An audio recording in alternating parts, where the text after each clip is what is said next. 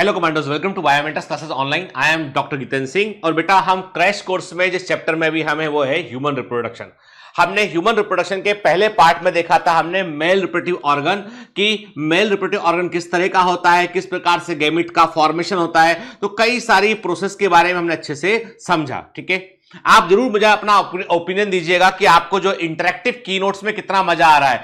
Interactive की notes जो है वो ऐसे की नोट्स हैं जिनमें कि आप जो है उन की नोट्स को लेकर आप जब साथ पढ़ने बैठेंगे तो आपको कुछ इंटरेक्शन का मौका मिलेगा। वहां पर उन की नोट्स को आपको जो है वो खुद से जो है वो तैयार करना में मजा जो आएगा ना, वो खुद के नोट्स बनाने के बराबर है। और दूसरी बात यह है कि जब हम किसी चीज में इंटरेक्शन करते हैं ना तो वो हमको बेहतर प्रकार से याद रहती है। ठीक है ना, क्लियर।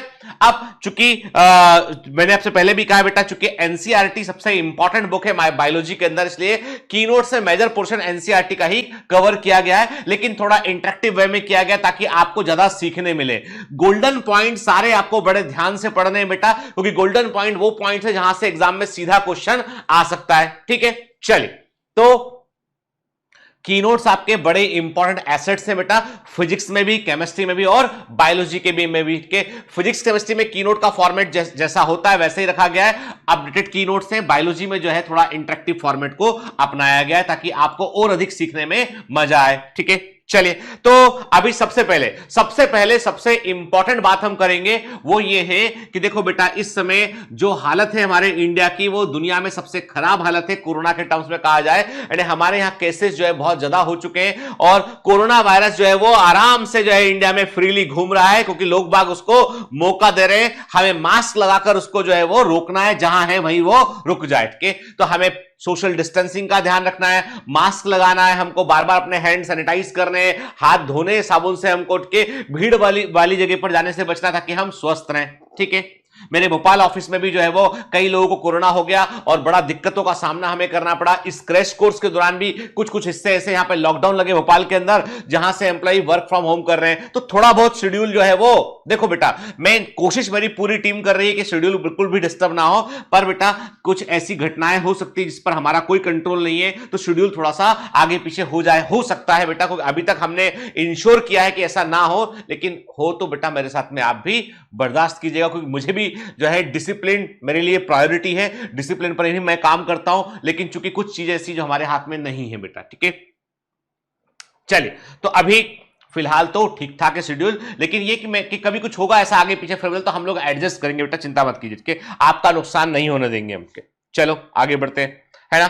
आज पार्ट 2 में क्या देखने वाले हैं, आज हम जो है वो पार्ट 2 में ह्यूमन रिप्रोडक्शन के पार्ट 2 में आज हम देखने वाले हैं बेटा फीमेल रिप्रोडक्टिव ऑर्गन्स के बारे में बात करेंगे और हम देखेंगे कैसे एम्ब्रियो का फॉर्मेशन होता है, कैसे जो है फर्टिलाइजेशन होता है, उस पर हम बात करेंगे। ठीक है, लेक्चर हमारा जो है वो 100% एनसीईआरटी पर फोकस रहेगा और एनसीईआरटी का ईच एंड एवरी स्टेटमेंट हम बेटा कवर करेंगे। क्रैश कोर्स का मतलब यहां पर मैंने पहले भी कहा है कि ये कोई नॉर्मल क्रैश कोर्स नहीं है, एक्सटेंडेड क्रैश कोर्स है, टाइटन बैच है ये। इसमें हम जो है 100% एनसीईआरटी हर चैप्टर का कवर करेंगे बेटा। ठीक है, चलिए, लेकिन आपको मेरे साथ में जो है वो मेरा साथ देना पड़ेगा, तो आपसे कुछ मैं प्रश्न कर रहा हूं, इन प्रश्नों के उत्तर दीजिएगा बेटा। पहले तो उसका स्क्रीनशॉट ले लेना बेटा के, और आप बताएंगे मुझे। तो ये क्वेश्चन नंबर ये हो गया question number 1, this is the question number 1। ठीक है, इसमें लेवलिंग करना है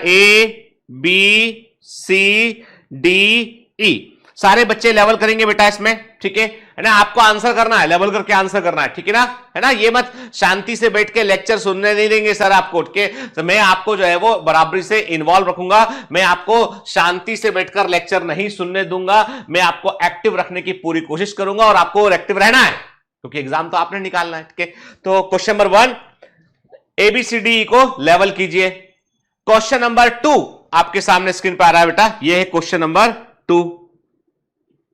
ठीक है, अगेन आपको लेवल करना है 1 2 3 4 5 6 7 8। ठीक है, और एनसीईआरटी देखकर लेवल नहीं कर रहा, मेमोरी याददाश्त पिछली बार पढ़ाया ना मैंने आपको। ठीक है, आपने कीनोट्स भी पढ़े होंगे अच्छे से, अब आप खुद लेवल कीजिए इसको। बताइए क्वेश्चन नंबर 2 में 1 2 3 4 5 6 7 8 क्या है, लेवलिंग करना है तो मतलब करना है, सबके सब कमेंट करेंगे। ठीक है ना, अरे तुम चैनल सब्सक्राइब करो चाहे मत करो, ठीक है, लेकिन कमेंट करना। ठीक है, आपका आंसर मुझे दिखना चाहिए। आई बात समझ में? चलो सब्सक्राइब कर लो, अच्छा रहेगा बेटा, हमको भी दिखना चाहिए ना कि बच्चे बढ़ रहे हैं हमारे नीचे। हाँ ठीक है ना। क्योंकि मेरे को कल मेरी टीम ने बताया कि 60% व्यूअर बायोमेंटर्स पर ऐसे हैं जो सब्सक्राइब ही नहीं किए, क्योंकि आप बोलते नहीं हो कि सब्सक्राइब कीजिए, रेड आइकॉन दबा दीजिए, वो घंटी बनी घंटी दबा दीजिए, मैं आऊंगा तो आपको दिखाई पड़ूंगा। ठीक है, मैं बोलता नहीं हूं तो आप करते भी नहीं है। ठीक है, अरे ये तो कॉमन सेंस की बात है यार, देख रहा है तो कर लो उसको, है ना।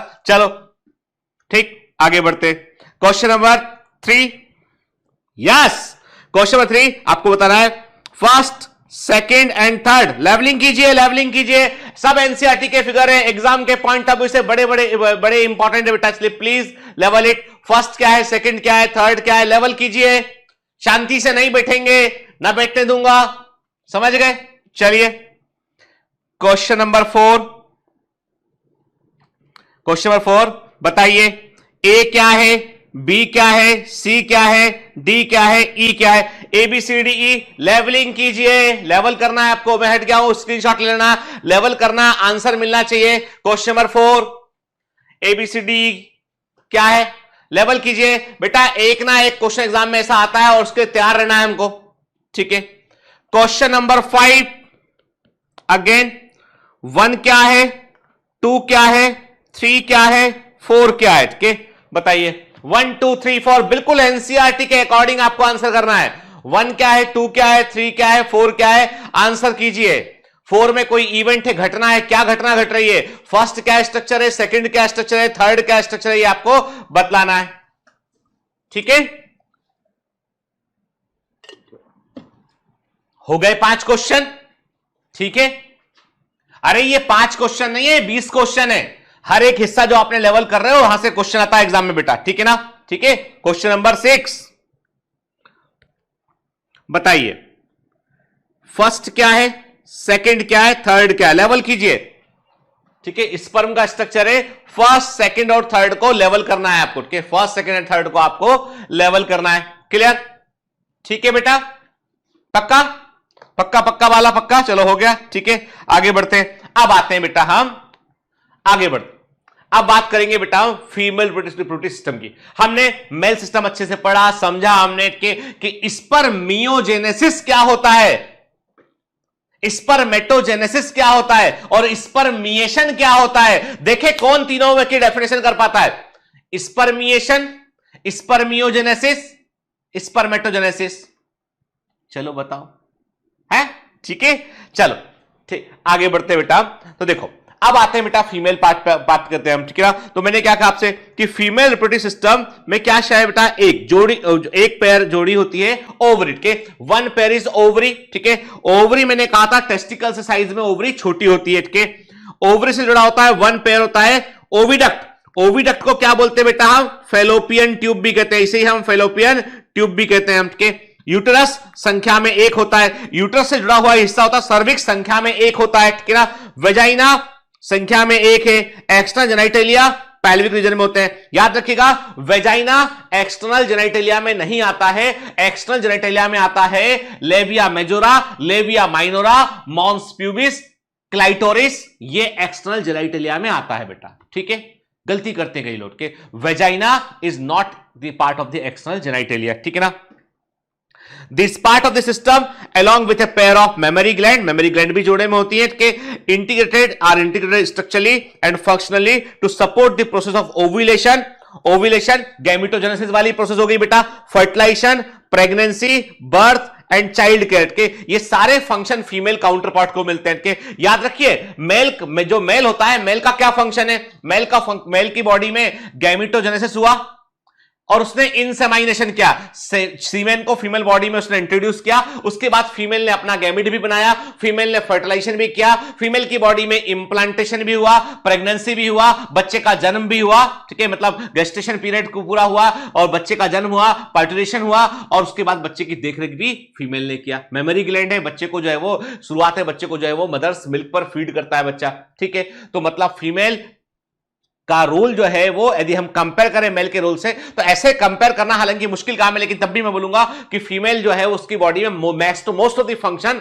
रिप्रोडक्शन जुड़े हुए चल रहे होते हैं। ठीक है, देखिए अब ये भी बेटा आपको इमेज अच्छे से ध्यान रखना है, आपको एनसीईआरटी का ही इमेज है, इसमें भी लेवलिंग वाला हिस्सा बेटा ध्यान रखना है। ध्यान रखना है आपको बेटा, ये जो दिखाई पड़ रहा है आपको पीछे ने जो आप देख रहे हैं ये आपको रेक्टम वाला, ये आप देख रहे हैं इसमें ये आपको दिखाई पड़ रहा है बेटा जो है ये ध्यान से देखिए, ये रेक्टम वाला हिस्सा दिखाई पड़ रहा है, रेक्टम है और आगे वाला ये ब्लेडर है। तो जो एमसीक्यू है वो ये एमसीक्यू है कि यूट्रस का पोजीशन कहां पर है बेटा, तो आप देखिए यूट्रस के पोजीशन में एक तरफ है रेक्टम और एक तरफ है बेटा ब्लेडर के, इट इज जस्ट, हम ऐसा बोल सकते हैं just behind the urinary bladder होगा एंड जस्ट जो है वो इंटीरियर टू दी रेक्टम वाले हिस्से से आगे होगा और ब्लेडर वाले हिस्से से ये पीछे होगा, इन बिटवीन विच किन दो स्ट्रक्चर के बीच में है ये, तो आपने कहा रेक्टम वाला हिस्सा होगा जो आपका जो सिग्मॉइड कॉलॉन रेक्टम वाला हिस्सा है वहां से हमने कहा, और यूरिनरी ब्लेडर उसके बीच में यूट्रस हमें दिखाई पड़ रहा है, और यूट्रस सामने की तरफ टिल्टेड होता है, ऐसा टिल्टेड होता है कि आगे इमेज देखते हैं। फिर क्या देखा, यूट्रस का ही नैरो पार्ट, यूट्रस का ही जो नैरो पार्ट होता है जो कि वेजाइना के साथ में कंटिन्यूस होता है उसे सर्विक्स कहते हैं। Cervix is the narrow part area, uterus का ही निचला नैरो पार्ट जो होता है जो वेजाइना से कनेक्ट होता है उसे हम सर्विक्स कहते हैं, ठीक है। And this is the tubular structure से हम वेजाइना कहते हैं, ठीक है। फिर जो एक्सटर्नल जेनाइटेलिया है वो ये है कि क्लाइटोरियस हुआ, लेविया माइनोरा हुआ, लेविया मेजोरा हुआ, वेजाइनल ओरिफिस हुआ, ये एक्सटर्नल जेनाइटेलिया में शामिल होता है कि यूरेथ्रल ओपनिंग इज सेपरेट होती है, मेल में ऐसा नहीं होता, एक ही होता है क्या, यानी सीमेन और यूरिन दोनों कॉमन यूरेथ्रा से जो है वो रिलीज होते हैं, यहां पे यूरेथ्रा अलग है, ठीक। तो ये हमने देखा, तो ये बेटा आपको स्ट्रक्चर जो है वो इंपॉर्टेंट है, ये आपको याद रखना है, लेवलिंग के पॉइंट ऑफ व्यू से इंपॉर्टेंट है ये, ठीक है। फिर अब यूट्रस की बात करें, अब हम फीमेल पार्ट को हमने जो है वो मैग्नीफाई सामने से हम देख रहे हैं, इसको डायग्रामेटिक सेक्शनल व्यू देख रहे हैं हम यहां पर, तो क्या दिखाई पड़ा हमें, हमने कहा था कि ओवरी होती है पेयर में जोड़े में के, ovary is the primary sex organ, primary sex organ का मतलब जो गैमीट को प्रोड्यूस करे, तो ओवरी वो स्ट्रक्चर है जो प्राइमरी सेक्स ऑर्गन है और ये फीमेल गैमीट को प्रोड्यूस करती है, के ओवम को प्रोड्यूस करती है के। फिर हमने क्या देखा, हमने कहा कि ओवरी से जो ओवम निकलेगा, जो सेकेंडरी oocyte या ओवम निकलेगा, उसको रिसीव करने वाला हिस्सा जो होता है वहां पर फिंगर लाइक पोजीशन दिखाई पड़ रहे हैं, fimbriae. Fimbriae is the part of the fallopian tube. Fallopian tube के 3 हिस्से होते हैं बेटा, एक हिस्सा होता है इस्थमस, ठीक है, दूसरा होता है एम्पुला, तीसरा होता है इनफंडिबुलम। इनफंडिबुलम वाला हिस्सा जो होता है उसी के से फिंगर लाइक पोजीशन निकलते हैं, उसको हम फिम्बरी कहते हैं। बीच वाला हिस्सा इसका एम्पुला होता है और जो हिस्सा यूट्रस से जुड़ा होता है उसे हम इस्थमस कहते हैं, ठीक है। फिर यूट्रस का उभरा हुआ भाग हमारे यूट्राइन फंडस कहलाता है। यूट्रस के अंदर कैविटी होती है, यूट्राइन कैविटी कहते हैं। यूट्रस की जो वॉल होती है उसमें 3 लेयर होते हैं, बाहर वाली वॉल कहलाती है बेटा पेरीमेट्रियम, बीच वाली मस्कुलर वॉल कहलाती है मायोमेट्रियम और अंदर वाली एंडोमेट्रियम। अब मायोमेट्रियम और एंडोमेट्रियम में याद रखना बेटा, endometrium plays important role in menstrual cycle के, मासिक चक्र में मेंस्ट्रुअल साइकिल में एंडोमेट्रियम इंपॉर्टेंट रोल प्ले करता है, जबकि myometrium plays important role in parturition के।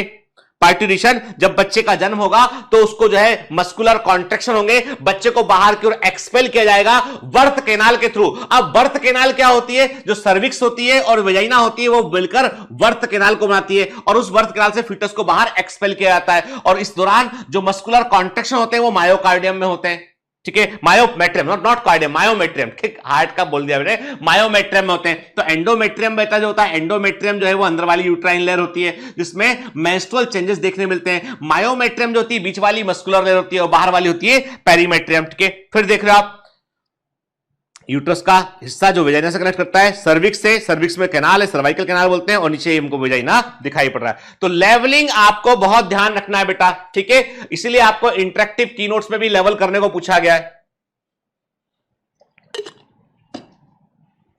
ध्यान से बात सुनेगा, इंटरेक्टिव कीनोट्स में आपको जितने भी जो फिल इन दी ब्लैंक्स हैं, जो छोटे छोटे क्वेश्चन हैं, जो आपसे उस क्वेश्चन पूछे गए हैं, उन सब का आपको आंसर करना है। यानी आपको लेक्चर देखने के दौरान अपने कीनोट साथ में रखने हैं और जो जहां भी फिल इन दी ब्लैंक्स हैं वो आपको भरने हैं। आपको जहां छोटे छोटे क्वेश्चन पूछे गए उनके आंसर करने हैं, जहां लेवलिंग पूछी गई है उस लेवलिंग को बतलाना है आपको बेटा, जहां पे कोई चीज बताई गई है स्पेसिफिकली उसको ध्यान से देखना है आपको, ठीक है। कीनोट्स को आप उसमें, मैंने कहा ना इंटरेक्टिव है, तो इसलिए आप यदि काम नहीं करेंगे तो वो आपके काम के नहीं है, आप काम करेंगे तो आपके काम के हो। आपको थोड़ा वर्क करना पड़ेगा, पजल के समान है, पहली के समान है कि इस पहली को भरिए आप, ठीक है ना। चलिए आगे बढ़ते हैं। अब हम देख रहे हैं मेमोरी ग्लैंड के।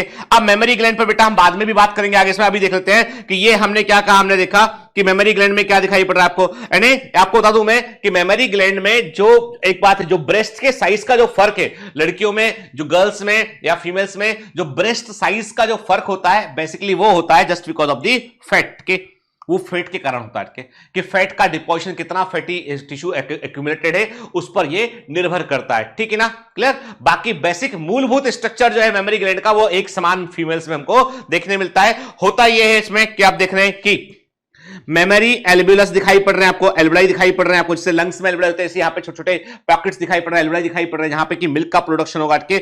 ये आप क्या देखा, हमने कहा कि ये मेमोरी एल्वियोलस दिखाई, देखो मेमोरी लोब दिखाई पड़ रहा है आपको, मेमोरी एल्वियोलस दिखाई पड़ रहा है, मेमोरी डक्ट दिखाई पड़ रही है, डक्ट से मिलने पर हमने क्या कहा, एम्पुला बना, एम्पुला से हमने क्या कहा कि लेक्टिफरस डक्ट बनी, एंड देन बाहर जो है निप्पल के थ्रू ये बाहर निकल गया। तो हम ये पूरा ब्रेस्ट वाला हिस्सा जो है दोबारा से देखेंगे। अभी इतना समझ लीजिए आप कि मेमोरी ग्लैंड जो है उसमें जो स्ट्रक्चर है उनके सीक्वेंस हमको दिमाग में रखने बेटा, क्या जैसे एनसीईआरटी में बना हुआ बेटा यहाँ पे, तो हमने क्या कहा, एक मेमोरी लोब में कई सारे मेमोरी एल्वियोलस होंगे, उन एल्वियोलस में डक्ट होगी तो मेमोरी डक्ट को बनाएगा, मेमोरी डक्ट से एम्पुला बनेगा, एम्पुला से क्या बनेगा बेटा, लेक्टिफरस डक्ट बनेगी, ठीक है। तो ये सीक्वेंस भी आपको दिमाग में रखना है बेटा, ठीक है।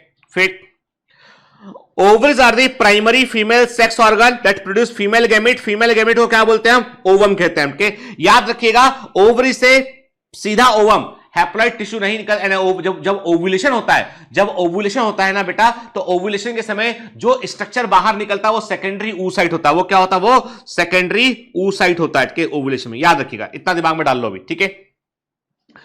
ओवरी का फंक्शन एक्सोक्राइन भी होता है और एंडोक्राइन भी होता है। एक्सोक्राइन बोले तो गैमेट को रिलीज किया बना के इसने, वो एक्सोक्राइन फंक्शन में शामिल हो गया, और दूसरा इसके अलावा इसने हार्मोन्स प्रोड्यूस किए, ईस्ट्रोजन का प्रोडक्शन हुआ, प्रोजेस्टेरोन का प्रोडक्शन हुआ, सब ओवरी के थ्रू हो रहा है। जो ओवेरियन फॉलिकल डेवलप हो रहे होते हैं वो ईस्ट्रोजन को प्रोड्यूस कर रहे होते हैं, और जिस ओवेरियन फॉलिकल ने ओव्यूलेशन कर दिया होता है, ग्राफियन फॉलिकल ने, वो कार्पस लूटियम में कन्वर्ट होता है, और कार्पस लूटियम प्रोजेस्टेरोन को सिक्रेट करती है। तो मतलब जो ओवेरियन हार्मोन है, जो फीमेल हार्मोन है, बेसिकली वो ओवरी से निकलते हैं, जैसे कि मेल हार्मोन टेस्टिस से निकलते हैं, तो ये एंडोक्राइन फंक्शन भी करती है, ठीक है।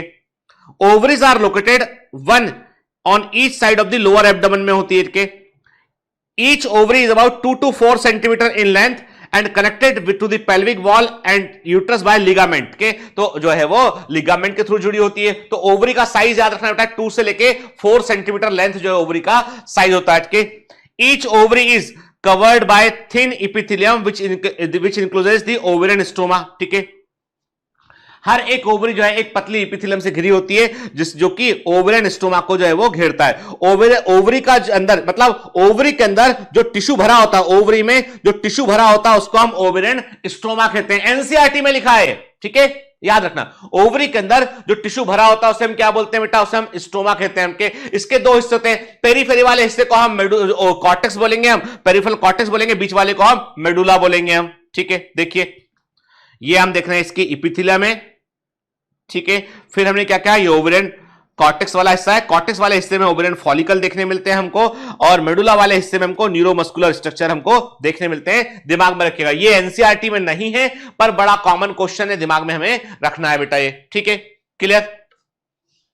फिर ओविडक्ट, फेलोपियन ट्यूब, यूटेरस और वेजाइना जो है वो फीमेल एस्सरी डक्ट है। जैसे याद करो, यदि मैं पूछूं आपसे अभी कि मेल एस्सरी डक्ट क्या थे, तो आप बोलोगे सर उसमें हमने देखा था रेटिटेस्टी देखा था, वासा इफ्रेंशिया देखा था, इपीडाइमिस देखा था, हमने वास डिफरेंस को देखा था, हमने इजेकुलेटरी डक्ट को देखा था। हाँ, जितनी डक्ट है उनको जोड़ा हमने, एस्सरी डक्ट कहा था हमने उस पे। यहां पर भी जो है ओवरी के अलावा हमने कहा कि जो आपका जो फेलोपियन ट्यूब हो गया, यूटेरस हो गया, वेजाइना हो गया, ये सब फीमेल एस्सरी डक्ट में आता है। तो uterus is also comes in the category of the female accessory duct, याद रखिएगा, ठीक है।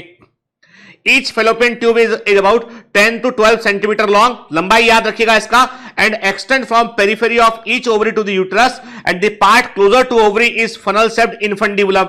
ऐसा पार्ट जो ओवरी के पास होता है वो फनल के समान होता है, उसे इनफंडिबुलम कहते हैं। इस इनफंडिबुलम में फिंगर लाइक प्रोजेक्शन होते हैं, उनको हम फिम्बरी कहते हैं, देखा अभी हमने।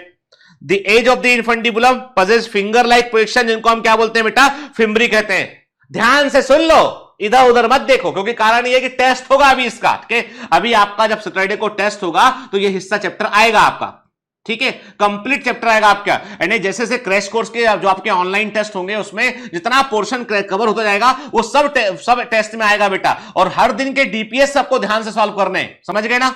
ठीक है, तो इनफंडिबुलम सब मालूम चल जाता है कि किधर देख रहे हैं, टिंग टिंग टिंग सब मालूम। तो अभी सुनो बात के, तो इनफंडिबुलम जो है वो उस फनल शेप होता है, उसके फिंगर लाइक पोजीशन निकलते हैं, फिम्बरी कहते हैं। के काम क्या होता है इसका, ये ओवुलेशन के बाद ओवम को कलेक्ट करते हैं। के infundibulum leads to a wider part of the oviduct called ampulla. Infundibulum के बाद फेलोपियन ट्यूब का दूसरा हिस्सा होता है एम्पुला, और तीसरा होता है उसका इस्थमस। इस्थमस वो हिस्सा होता है जो यूट्रस से जाकर जुड़ता है। लास्ट पार्ट ऑफ ओविडक्ट मतलब फेलोपियन ट्यूब का लास्ट पार्ट क्या होता है, वो नैरो ल्यूमेन से वाला होता है, और ये उसे इस्थमस कहते हैं, और ये यूट्रस से जुड़ता है। मतलब ये, अब सुनो एमसीक्यू, कहां, अब बेटा ध्यान रखो कि एमसीक्यू क्या आता है एग्जाम में, वो पूछेगा आपसे फेलोपियन ट्यूब के part from uterus to ovary बताइए। फेलोपियन ट्यूब के 3 हिस्से होते हैं, ओविडक्ट के 3 हिस्से होते हैं, यूट्रस से ओवरी को बताइए, तो आपको बताना पड़ेगा इस्थमस, एम्पुला और इनफंडिबुलम। पूछेगा आपसे कि आपको फेलोपियन ट्यूब के 3 हिस्से होते हैं, आप बताइए ओवरी से लेकर यूट्रस तक, तो अब हो जाएगा इनफंडिबुलम, एम्पुला और इस्थमस।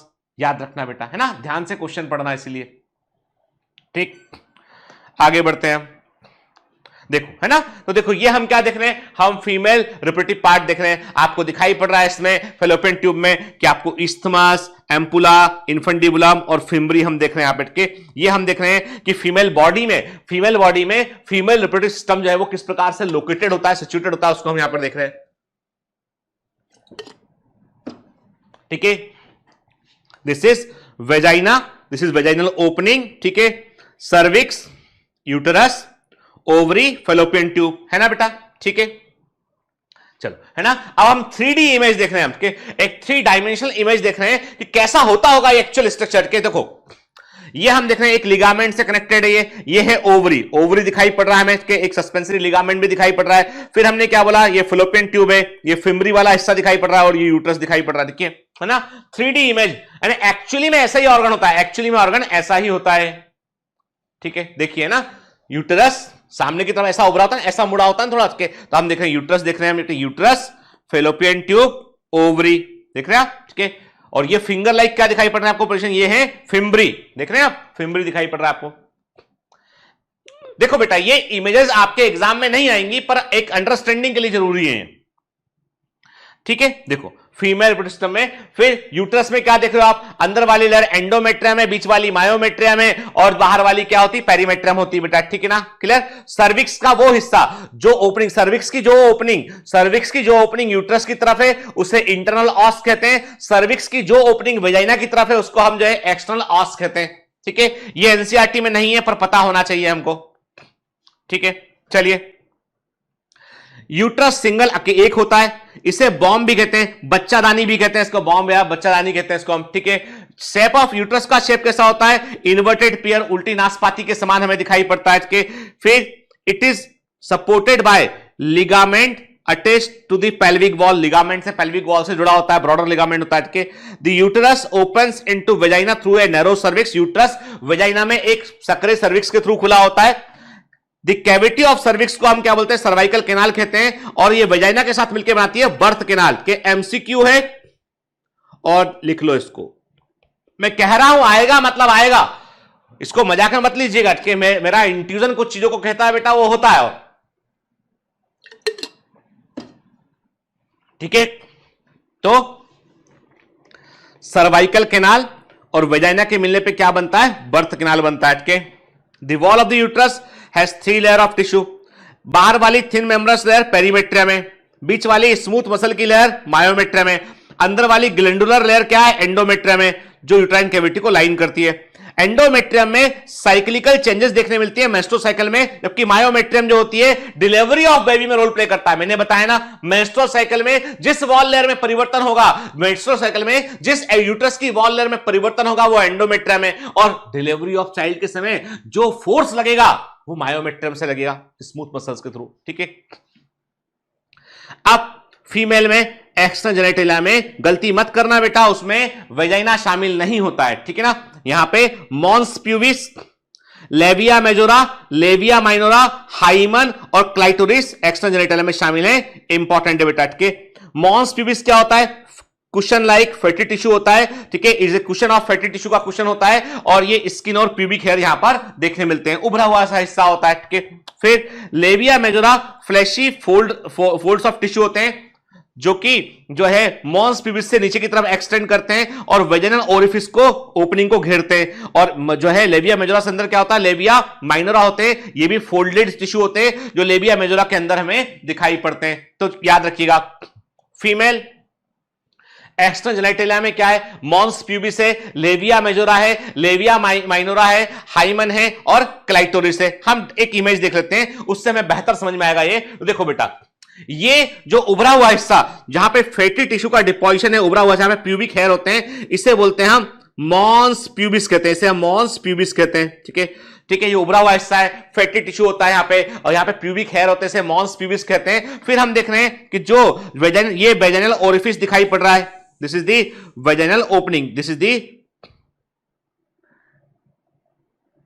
ये है वेजिनल ओपनिंग है, ये वेजिनल ओरिफिस कहते हैं सेप्ट के। तो इसके चारों तरफ जो है लेविया माइनोरा प्रेजेंट है। लेविया माइनोरा के को घेरने वाला ब्रॉडर फोल्ड है, वो क्या? लेविया मेजोरा है के। लेविया मतलब ये है कि एक प्रकार से लिप्स के समान, होठ के समान दिखाई पड़ता है, इसलिए लेविया हम वर्ड यूज करते हैं इसके लिए के। तो लेविया मेजोरा ब्रॉडर फोल्ड होता है, माइनोरा सकरा फोल्ड होता है के। माइनोरा अंदर है, मेजोरा बाहर तरफ हटके। फिर क्या देख रहे हैं कि वेजिनल ओरिफिस को एक मेम्ब्रेनस लेयर जो होती है वेजाइना को की ओपनिंग को पार्शियली कवर करती है। कई लोगों में पूरा भी कवर करती है, कई में पार्शियली कवर करती है, कई में जो है वो परफोरेटेड वे में होती है। उस मेम्ब्रेनस लेयर को हाइमन कहते हैं। और याद रखिए, हाइमन जो है वो एक समान नहीं होती है, वो फीमेल टू फीमेल वेरी भी करती है। किसी में परफोरेटेड होगी, किसी में कंप्लीट होगी, किसी में इनकम्प्लीट होगी, इट डिपेंड्स के। तो ये हाइमन दिखाई पड़ता है के। फिर क्या देख रहे हैं यहां पे हम बेटा, ये जो है वो जहां पर आप देख रहे हैं कि आपका जो है वो यहां पर के जो है वो क्लाइटोरिस एक उभार दिखाई पड़ रहा है। और क्लाइटोरिस जो होता है मेल के पेनिस के एनालोगस होता है। फीमेल में जो एक्साइटेटरी ऑर्गन है वो है क्लाइटोरिस। क्लाइटोरिस जो होता है it is similar to the penis of the male, ठीक है, उसके समान, इसको हम ऐसा कहते हैं कि उसी के समान ही, उसी के एनालोगस ये स्ट्रक्चर कहा जाता है, ठीक है। देखिए, है ना, यहां पर हम क्या देख रहे हैं, ये वेजिनल ओपनिंग दिखाई पड़ रहा है हमको बेटा, और ये हाइमन दिखाई पड़ रहा है। और हाइमन, कई लोगों का जो है वो ऐसा बिलीफ होता है कि इंटेक्ट हाइमन को कई लोग जो है हाइमन का संबंध कई लोग किससे मानते हैं वर्जिनिटी से, के वर्जिनिटी से इसका संबंध मानते हैं कि भाई किसी ने का कोई यदि सेक्सुअल इंटरकोर्स नहीं हुआ है तो हाइमन मेंटेन रहेगा, यदि सेक्सुअल इंटरकोर्स हुआ है तो हाइमन जो है वो रप्चर कर जाएगा, टूट जाएगा। परंतु मेडिकल साइंस के पॉइंट ऑफ व्यू से this is not a good test for the virginity, क्योंकि हाइमन कई सारी नॉर्मल एक्टिविटी में भी रप्चर कर सकता है। कई लोगों का, कई फीमेल्स का हाइमन जो है ऑलरेडी वीकन या परफोरेटेड होता है, जो आसानी से रप्चर कर जाता है ड्यूरिंग साइकिलिंग के दौरान, रनिंग के दौरान, एक्सरसाइज के दौरान। देयर में भी मल्टीपल पॉसिबिलिटीज, इसलिए इस आधार पे किसी को जज करना गलत कहा जाता है। यह भी एनसीईआरटी में मेंशन किया गया है, ठीक है। देखिए, the opening of vagina is often covered partially by a membrane called hymen, ठीक है। The clitoris is a tiny finger-like structure which lies at the upper junction of the labia minora above the urethral opening. Location याद रखिएगा कि labia minora के जो है कि जहां पर जुड़ता है अपर जंक्शन पे, वहां पर ये हमको देखने मिलता है के, ठीक है, ठीक। The hymen is often torn during the first coitus, पहले इंटरकोर्स में, फर्स्ट क्वाइटस में जनरली हाइमन रप्चर कर जाता है। However, it can also be broken by sudden fall, अचानक गिर जाने से, ठीक है। Insertion of vaginal tampon, active participation in some sports like horseback riding, cycling, इससे भी हाइमन रप्चर कर जाता है। और कुछ वुमेन्स में हाइमन जो है वो आफ्टर क्वाइटस भी बना रहता है। इनफैक्ट द प्रेजेंस और absence of hymen is not a reliable indicator of virginity और सेक्सुअल एक्सपीरियंस के। तो कई लोग जो है इसको जो है कई जो पुराने जमाने के जो लोग हैं वो हाइमन के रप्चर होने को जो है वो और ना रप्चर होने को, इंटेक्ट होने को जो है वो वर्जिनिटी से जोड़ते हैं, जो कि टेक्निकली गलत है, सही नहीं है वो, ठीक है। चलिए अब बात करते हैं मेमरी ग्लैंड के बारे में। तो हमने देखा है कि स्ट्रक्चर की फीमेल्स के में यूटेरस किस तरह का है, फेलोपियन ट्यूब किस तरह की है, ओवरी किस तरह की है, ठीक। सर्विक्स का मतलब क्या है, वेजाइना का मतलब क्या है, वेजाइना किस तरह का है। फिर याद रखना वेजाइना में कोई ग्लैंड नहीं होती, वेजाइना के अंदर कोई भी सिक्रेटरी ग्लैंड नहीं होती, याद रखिएगा, ठीक। जो भी वेजाइना के अंदर सिक्रेशन होते हैं वो सर्विक्स से ही आते हैं। कहां से आते हैं वो? सर्विक्स के थ्रू आते हैं, ठीक है। दिमाग में रखना, एनसीईआरटी में नहीं है पर याद रखिएगा। फिर मेमोरी ग्लैंड्स, मैमल्स हैं, हम सभी मैमल्स हैं, तो मैमल्स का कैरेक्टरिस्टिक फीचर क्या होता है, उनमें मेमोरी ग्लैंड्स हमको देखने मिलती है। तो देखिए, a functional mammary gland is characteristic of all female mammals.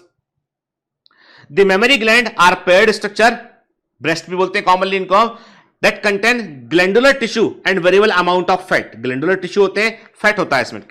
The glandular tissue of each breast is divided into 15 to 20 mammary lobe. तो मेमोरी लोब का नंबर याद रखिएगा हर एक ब्रेस्ट में। देखो बेटा, छोटी छोटी इंफॉर्मेशन है और यही एग्जाम में क्वेश्चन बन के आती है और ये पूछ लिया जाता है बेटा, इसलिए आपको याद रखना है।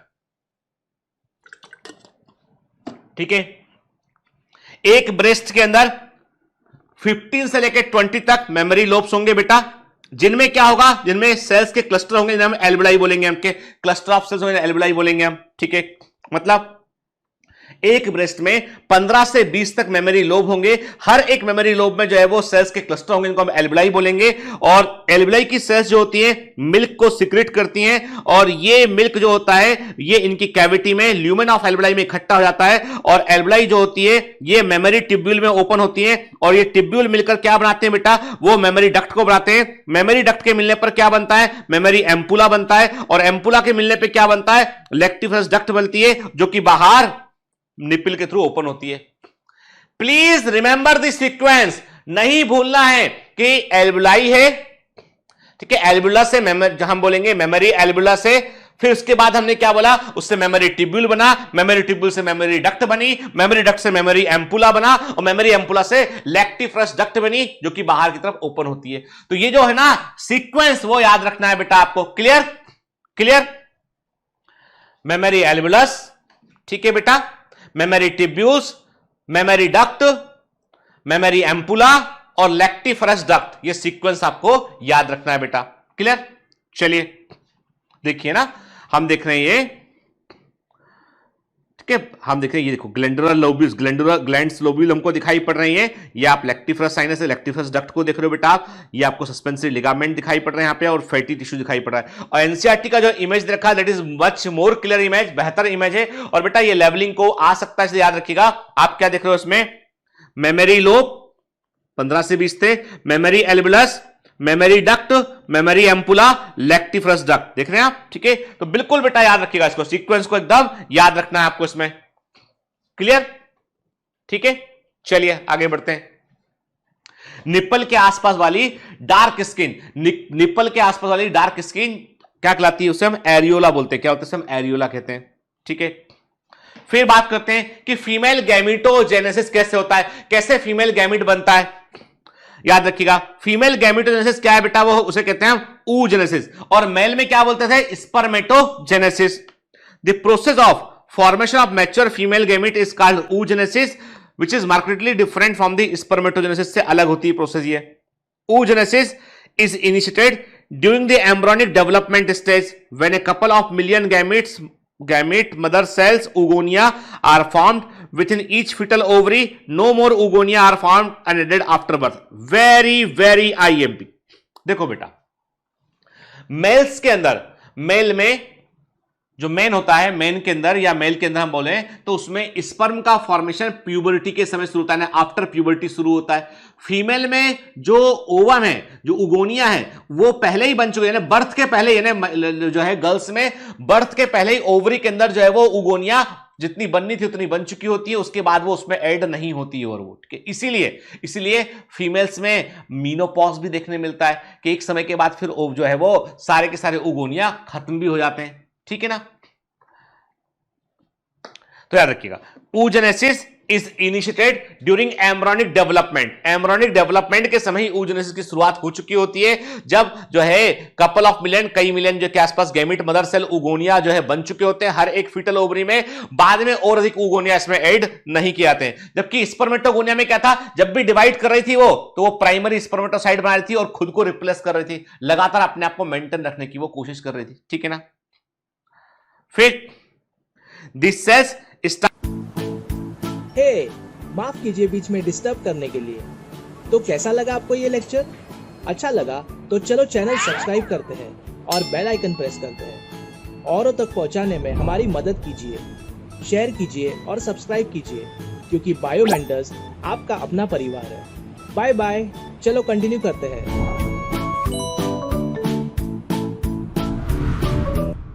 Division and enter into prophase पर। याद किसकी बात कर रहे हैं बेटा? हम बात कर रहे हैं उगोनियम सेल की। हम उगोनिया की बात कर रहे हैं, उगोनिया की बात कर रहे हैं। ये सेल जो होती है वो विभाजन में भाग लेती हैं। और प्रोफेस कौन सा विभाजन? म्यूसिस। गैमेट बनने के लिए क्या होगा? म्यूसिस होगा। Profess first of mutate division में वो अरेस्ट हो जाती हैं। इन्हें प्राइमरी oocyte कहते हैं। प्लीज ध्यान देना इस बात को बेटा।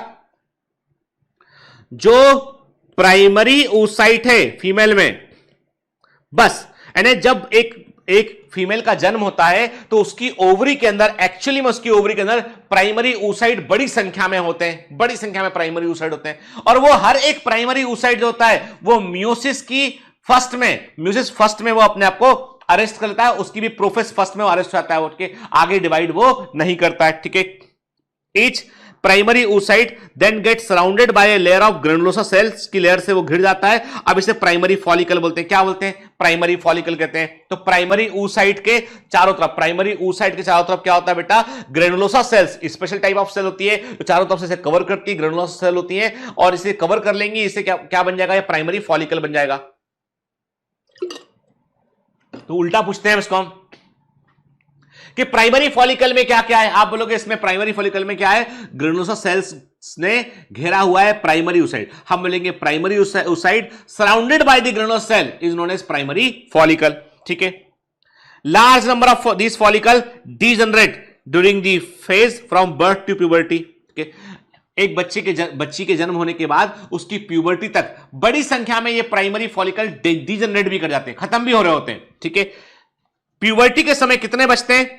60,000 से 80,000 primary follicle are left in each ovary. के प्यूबर्टी के समय हर एक ओवरी में, प्यूबर्टी के समय हर एक ओवरी में, ईच ओवरी, हर एक ओवरी में 60,000 से लेकर 80,000 प्राइमरी फॉलिकल बनते हैं। अब याद रखना, प्रेजेंट रहते हैं।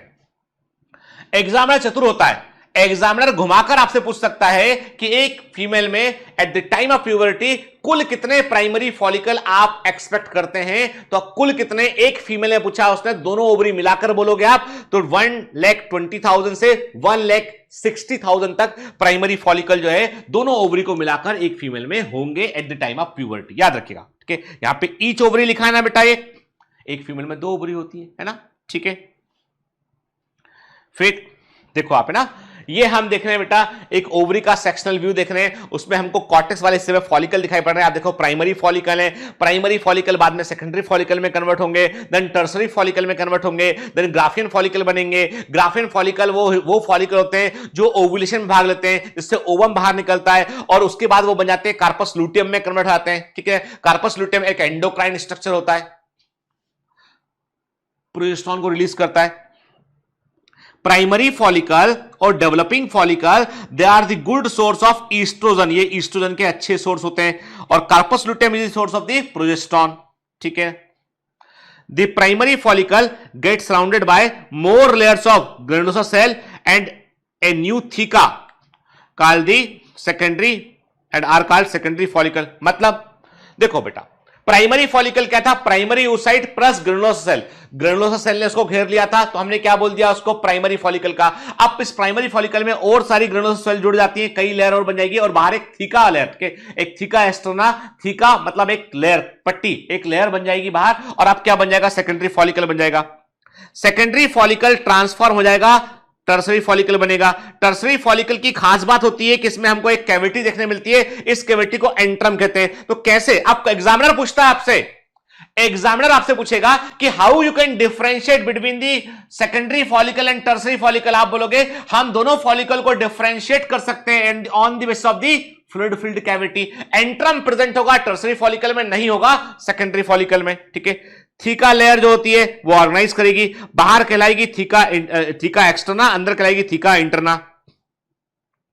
याद रखिएगा, it is important to draw your attention that it is this stage the primary oocyte within the tertiary follicle grow in size and complete the first immunity division के। देखो बेटा, मतलब जब प्राइमरी oocyte प्राइमरी oocyte से primary follicle secondary follicle बना, secondary follicle tertiary follicle बना। अब मेरी बात ध्यान सुनिएगा, प्राइमरी फॉलिकल के अंदर प्राइमरी oocyte था, ध्यान से बात सुनिएगा।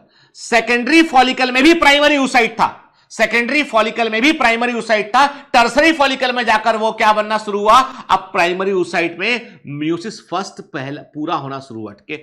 अब बनेगा वो सेकेंडरी oocyte बनेगा, मतलब म्यूसिस फर्स्ट पूरा होगा और उसके बाद क्या बनेगा, एक सेकेंडरी oocyte बनेगा और एक पोलर बॉडी बनेगी। पोलर बॉडी का क्या सिग्निफिकेंस है वो अभी तक पता नहीं लगा पाए, लेकिन वो वेस्टेज है, ठीक है। मतलब एक बड़ी सेल बनेगी जो सेकेंडरी oocyte होगा, एक छोटी एक्स्ट्रा सेल बनेगी वो जो है polar body, first polar body कहलाएगी, ठीक है। ये अनइक्वल डिवीजन होगा, मैंने कहा ना, एक बड़ी सेल बनेगी, एक लार्ज हैप्लॉइड सेल बनेगी, सेकेंडरी oocyte बोलेंगे, एक छोटी सी पोलर बॉडी बनेगी, ठीक है। सेकेंडरी oocyte में बड़ी संख्या में न्यूट्रिएंट होंगे, मेजर साइटोप्लाज्म जो है वो सेकेंडरी oocyte के अंदर होगा, ठीक है, क्लियर। इसका मतलब ये याद रखना, यानी जब प्राइमरी फॉलिकल टर्सरी फॉलिकल में आप गए तब जो है प्राइमरी oocyte का परिवर्तन सेकेंडरी oocyte में हुआ टर्सरी फॉलिकल के अंदर। Now it becomes the Graafian follicle, ठीक है। देखिए वेरी वेरी इंपॉर्टेंट याद रखना है, उगोनिया, माइटोसिस डिफरेंशियल, ये सब का हुआ, ये हुआ फीटल लाइफ में, ये हुआ फीटस अवस्था में हुआ, प्राइमरी oocyte बन गए, ठीक है। ठीक, बच्चे का बर्थ हुआ, देखिए बर्थ वाला सिंबल है, बर्थ हुआ, ये बर्थ के पहले म्यूसिस फर्स्ट की शुरुआत हो चुकी थी, प्रोफेस फर्स्ट अवस्था में प्राइमरी oocyte अरेस्ट हो चुका था, ठीक है ना। जब प्यूबर्टी आया, प्यूबर्टी के बाद एक एक करके फॉलिकल मैच्योर होना शुरू हुए, तो क्या बना, सेकेंड जो है वो सेकेंडरी oocyte, मैंने कहा फर्स्ट जो है वो पहला म्यूसिस फर्स्ट कंप्लीट हुआ, सेकेंडरी oocyte बना और एक पोलर बॉडी बना, और उस पोलर बॉडी को क्या किया गया, उस पोलर बॉडी को जो है वो बाहर रिलीज कर दिया गया, ठीक है ना, क्लियर, ठीक है। और जो सेकेंडरी oocyte होता है, यही इसी का ओवुलेशन में जो बाहर निकलता है वो सेकेंडरी oocyte ही बाहर ओवरी से रिलीज किया जाता है, ठीक है ना, क्लियर। ठीक, जब म्यूसिस सेकंड पूरा होगा तो सेकेंडरी oocyte जो है वो ओवम में कन्वर्ट होगा, सेकंड पोलर बॉडी बनेगा।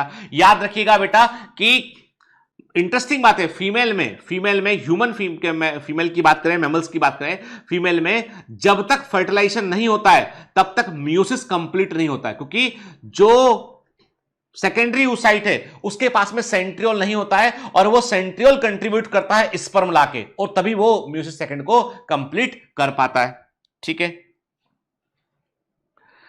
The tertiary follicle further changes into mature follicle or Graafian follicle. The secondary oocyte form a new membrane called zona pellucida surrounding it. के अब secondary oocyte में एक नया membrane बन जाता है, इसको हम क्या बोलते हैं, zona pellucida बोलते हैं,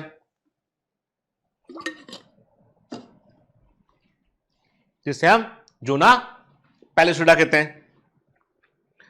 The Graafian follicle now rupture to release the secondary oocyte from the ovary by the process called ovulation. तो देखो बेटा, ओवुलेशन नंबर 1 किस फॉलिकल में ओवुलेशन होता है, तो ग्राफियन फॉलिकल में ओवुलेशन होता है, ठीक है। क्या बाहर निकलता है उससे बाहर निकलता है बेटा, उससे बाहर निकलता है सेकेंडरी oocyte, उससे बाहर निकल जाता है। ग्राफियन फॉलिकल ओवुलेशन के बाद किस में कन्वर्ट होता है, वो कार्पस लुटेम में कन्वर्ट हो जाता है, याद रखिएगा, ठीक है ना।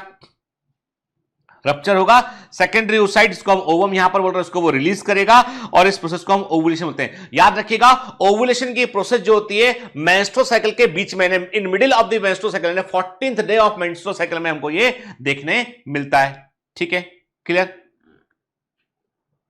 फिर आते हैं हम मेंस्ट्रुअल साइकिल पे। अब ये तो बात की हमने ओवुलेशन, अब मेंस्ट्रुअल साइकिल की बात करते हैं, very very important.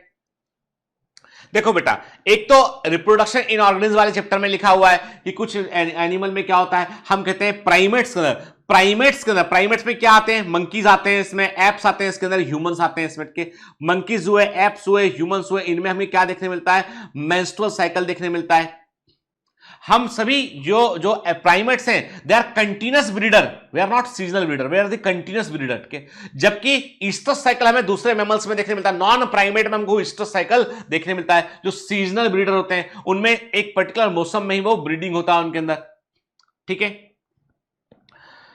The reproductive cycle in female primates, monkeys, apps and human being जो है फीमेल प्राइमेट में आते हैं, इनमें मेंस्ट्रुअल साइकिल हमको देखने मिलती है, ठीक है। फर्स्ट मेंस्ट्रुएशन प्यूबर्टी के समय होता है, जिसे हम मीनार्की कहते हैं, और जब मेंस्ट्रुएशन बंद रहता है उस अवस्था को मीनोपॉज कहते हैं हमके। तो फीमेल्स में प्यूबर्टी से लेकर मीनोपॉज तक जो है कंटिन्यूअस हर महीने जो है मेंस्ट्रुअल साइकिल ऑपरेट होता है, except the month of the pregnancy को छोड़कर, ठीक है। In human females menstruation is repeated at an average interval of about 28 to 29 days, ठीक है, इसलिए इसको जो है वो कई लोग माहवारी भी कहते हैं इसको, ठीक है ना, ठीक है। मेंस्ट्रुअल साइकिल मंथली बेसिस पर हमने कहा 28 से 29 डेज में होता है।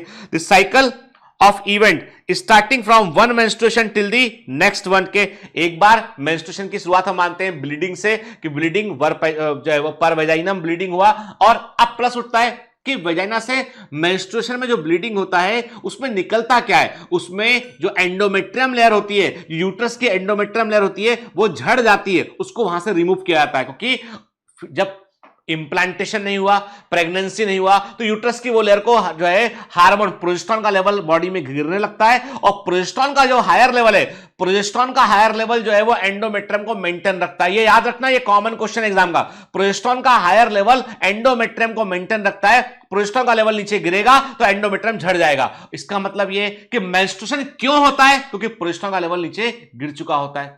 जब एंडोमेट्रियम को बनाना होता है, जब एंडोमेट्रियम को बनाना होता है तो क्या चाहिए, तब ईस्ट्रोजन चाहिए, तब ईस्ट्रोजन की रिक्वायरमेंट होती है। जब मेंटेन रखना होता है तो प्रोजेस्टेरॉन की रिक्वायरमेंट होती है। मतलब फीमेल्स के अंदर हार्मोन बकायदा साइक्लिकल वे में चल रहे होते हैं।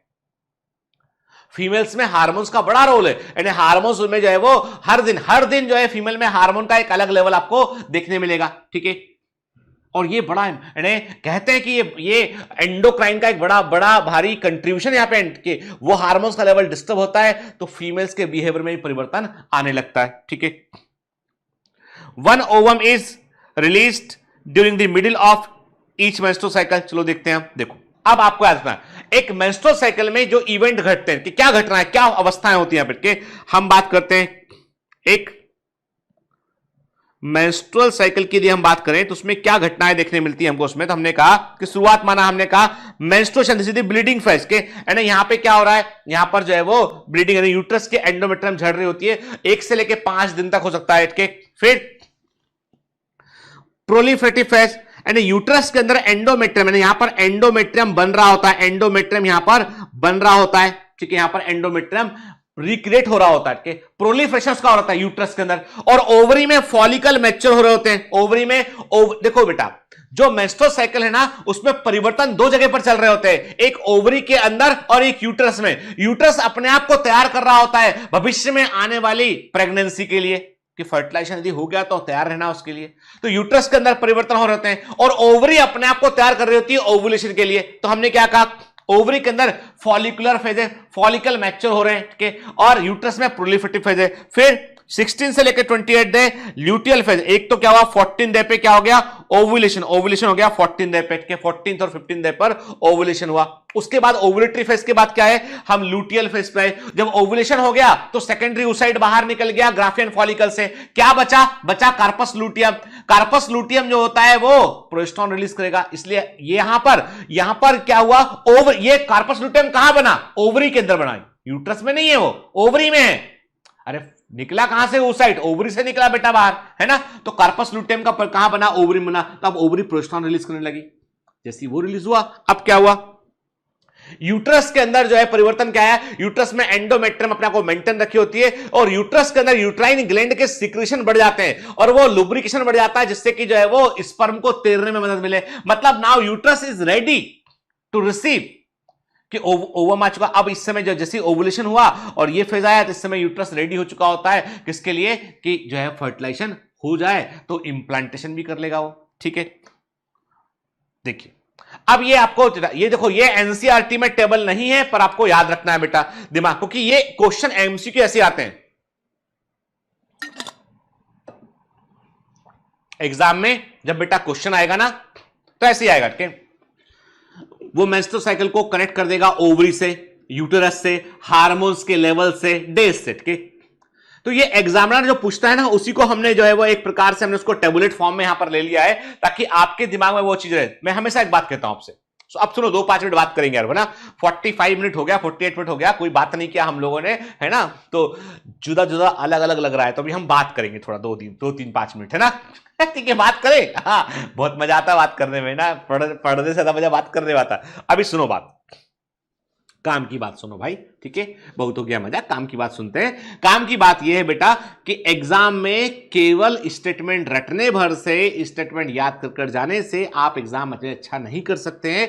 Please try to understand thing कि ये कॉम्पिटिटिव एग्जाम है, यहां पर आपको चीजों को समझना पड़ेगा। यहां पर आपको सबसे पहले एग्जामिनर का माइंड पढ़ना पड़ेगा कि परीक्षक क्या चाहता है आपसे, है ना। अरे यार देखो सिंपल सी बात है, अब तो सुनो, तुम्हारे लेवल की बात करता हूं मैं, ठीक है। किसी को इंप्रेस करना है, सुनो बात जरा, ठीक है, कुछ कहना है, अपनी बात मनवानी है, तो क्या सामने वाले के दिल की बात तो समझनी पड़ेगी ना, उसके मन की बात समझनी पड़ेगी, उसके मन में क्या है ना। किसी को अपनी तारीफ सुनना अच्छा लगता है, उसकी तारीफ कर दीजिए।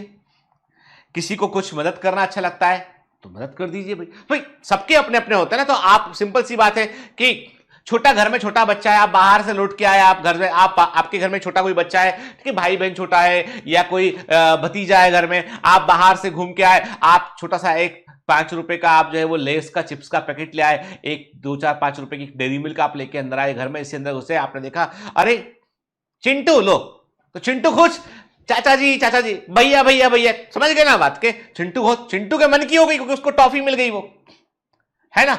आप चिंटू का मन समझ गए कि खुश। आप चिंटू से बोले चिंटू बेटा एक गिलास पानी ला देना, चिंटू तो खुशी खुशी, मम्मी पानी देना, भैया को पानी देना।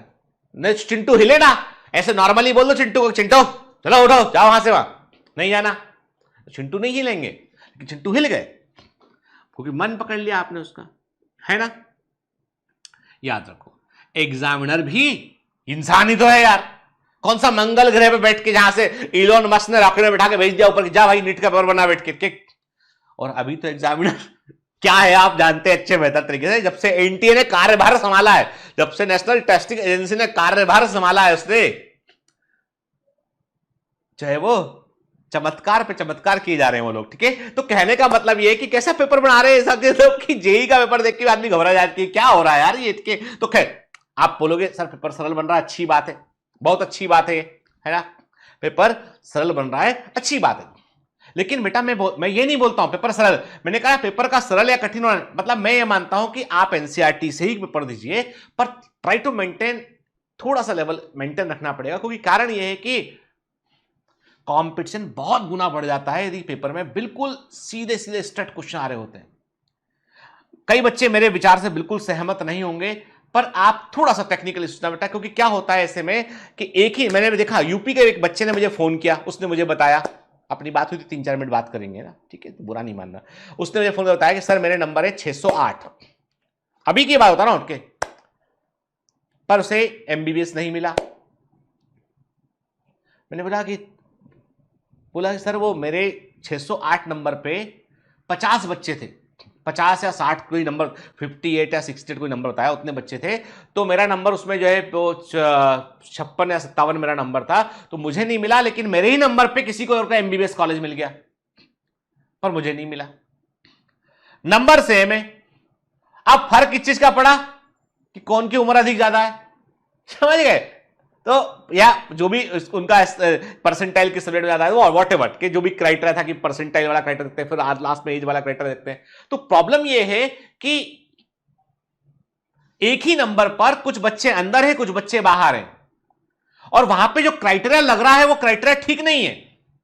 क्या आप बोलोगे सर सबके परसेंट, अब जैसे वो जो बच्चा टॉप किया 2020 में, कायदे में कहता हूं लड़की जिसकी सेकंड रैंक आई उसकी फर्स्ट रैंक होना चाहिए थी, उसकी उम्र कम है, उसकी उम्र ज्यादा है, दोनों के 720 मार्क्स थे, 100% राइट था उनका। फिर लड़की की रैंक 2 क्यों है, लड़के की रैंक फर्स्ट है, लड़का हीरो बन गया, लड़की को जो है वो जबकि मेरे विचार में तो वो टॉपर है। मैं दोनों टॉपर्स की बहुत इज्जत करता हूं, बच्चों की दोनों की, मैं दोनों को जो है वो कहता हूं कि अच्छा बेटा बहुत मेहनत की आप लोगों ने, लेकिन ये है कि क्राइटेरिया समहाउ मुझे कन्विंस नहीं करता, और मेरे को पूरी आजादी है अपनी बात कहने की भाई, ठीक है ना। तो इसीलिए मैं कहता हूं पेपर थोड़ा सा लेवल, तो अभी हम छोड़ते हैं इस बात को कि पेपर, अब आप देखो ये एग्जामिनर तय करेगा क्या उसने, लेकिन मैं इतना बोलूं कि आप समझ लो अच्छे से बात को। तो आपको क्या करना है, 2017, 2018, 19, 20, 17, 18, 19, 20 इन पेपर्स को ध्यान से देखना है आपको, ठीक है। लेवल जो है 17, 18 का लेवल अच्छा खासा मेंटेन किया उन्होंने, 20 में लेवल उन्होंने एकदम नीचे लेके आए, उनके ऊपर भी साइकोलॉजिकल, अब देखो मैं यदि एग्जामिनर होता एंटी एजेंसी तो मैं बोलता कि यार पिछली बार हल्ला बहुत किया लोगों ने, थोड़ा देखो एनसीईआरटी लो, पूरा कोई साल भर स्कूल लगा नहीं है तो एनसीईआरटी लेना, पर देख लेना यार कुछ थोड़ा, मतलब बच्चों को थोड़ा लगना चाहिए कि लेवल डिफिकल्टी एनसीईआरटी होना चाहिए। बोल देंगे एनसीईआरटी में लिखा था, तुम पढ़े नहीं, हमारी क्या गलती है। समझ लो, ये एग्जामिनर की साइकोलॉजी है इस समय। आपको दिमाग रखना लगाना कि यस हमको पढ़ना अच्छे से है और हमको पूरा एनसीईआरटी पढ़ना, लेकिन हमको उसको सोचने का तरीका बदलना पड़ेगा। वही एनसीईआरटी को घुमा के पूछेगा तो कैसे आंसर कर देना है, समझ गए ना बात को। इसीलिए बहुत जरूरी है। फोड़ क्या ना बेटा, कोई चांस नहीं है हमारे पास के दूसरा ने, झंडा तो बायोमेट्रिक ही लगेगा ऊपर, इतना याद रखो बेटा बस के, और तुम्हें ही लगाना है ऊपर जाके, कोई दूसरा नहीं लगाएगा जाके, ठीक है। चलो है ना, पूरा हुआ हमारा समय, पूरा हुआ, अब हम अपने काम पे लौटते वापस। तो मेंस्ट्रुअल फेज 4 से 5 दिन चलता है। ओवरी में क्या परिवर्तन हुआ, ओवरी में जो है प्राइमरी फॉलिकल का डेवलपमेंट शुरू हुआ। यूट्रस में क्या हुआ, यूट्रस में जो है यूटेराइन एंडोमेट्रियम का जो है ब्रेकडाउन हुआ यहां पे, जिससे ब्लीडिंग हुआ, ठीक है। ब्लीडिंग में ओवरी का कोई पार्टिसिपेशन नहीं है बेटा यहां पे, समझ गए ना। बेसिकली एंडोमेट्रियम बाहर निकला करके, ओवरी का इतना ही है कि ओवरी के अंदर जो प्रोस्टॉन का लेवल है, ओएस्ट्रोजन का लेवल है, वो डिक्रीज हो गया, वो कम हो गया, ठीक है ना। ये हार्मोनल चेंजेस है, क्लियर। फिर फॉलिकुलर फेज 16 से लेकर 13th डे तक थे। प्राइमरी फॉलिकल ग्रो किए और पूरी तरीके से क्या बन गए, ग्राफियन फॉलिकल बन गए। मतलब डे 6 से डे 13 तक जो है ग्राफियन फॉलिकल बन चुका था यहां पे, और एंडोमेट्रियम जो है वो रीजनरेट होना शुरू हो गई, वो प्रोलिफेशन होना शुरू हुआ, तो हमने प्रोलिफेटिव फेज बोल दिया इसको हमने। इस समय एफएसएच और ईस्ट्रोजन का लेवल बढ़ रहा है, तो एफएसएच का लेवल बढ़ रहा है, ईस्ट्रोजन का लेवल बढ़ रहा है, और ये बढ़ता हुआ लेवल जो है वो एंडोमेट्रियम को के बनने में हेल्प कर रहा है, ठीक है। और ये लेवल इसलिए बढ़ रहा है क्योंकि प्राइमरी फॉलिकल से टर्सरी फॉलिकल बन रहा है, और डेवलपिंग फॉलिकल जो है they are the source of the oestrogen, clear. फिर आया आगे ओवुलेटरी फेज 14th डे पर ग्राफियन फॉलिकल रप्चर कर गया और उससे एग बाहर निकले, ओवम सेकेंडरी oocyte बाहर निकल गया। एंडोमेट्रियम की थिकनेस जो है वो मैक्सिमम हो चुकी थी यहां तक, ठीक है। और इस समय ल्यूटिजाइंग हार्मोन एलएच सर्ज हुआ, यहां पे क्या हुआ, एलएच सर्ज हुआ। एक्चुअली 14 डे के ठीक पहले 12वें या 13वें दिन एलएच का सर्ज होता है, ठीक है, बढ़ चुका था लेवल, और ये LH surge is responsible for the rupture of the Graafian follicle, उसके रप्चर करने के लिए रिस्पॉन्सिबल होता है, ठीक है। फिर लुटियल फेज 15 से लेकर 28 डे ग्राफियन फॉलिकल जो खाली हो चुका होता है वो कार्पस लुटियम में कन्वर्ट हो चुका होता है। एंडोमेट्रियम अपने आप को इंप्लांटेशन के लिए तैयार कर चुकी होती है। यदि फर्टिलाइजेशन होगा एक का तो इंप्लांटेशन होगा, यदि फर्टिलाइजेशन नहीं होगा तो कार्पस लुटियम जो है वो डिजनरेट कर जाएगी, यूट्राइन वॉल रप्चर करेगी, ब्लीडिंग फिर से स्टार्ट हो जाएगी, अनफर्टिलाइज एग को बाहर एक्सपेल कर देंगे इनके। इस समय एलएच और एफएसएच का लेवल गिरने लगता है, कार्पस लुटियम से प्रोजेस्टेरॉन बनने लगता है, तो प्रोजेस्टेरॉन का लेवल बढ़ने लगता है, शुरू में बढ़ता है और फिर धीमे धीमे घटने लगता है। क्योंकि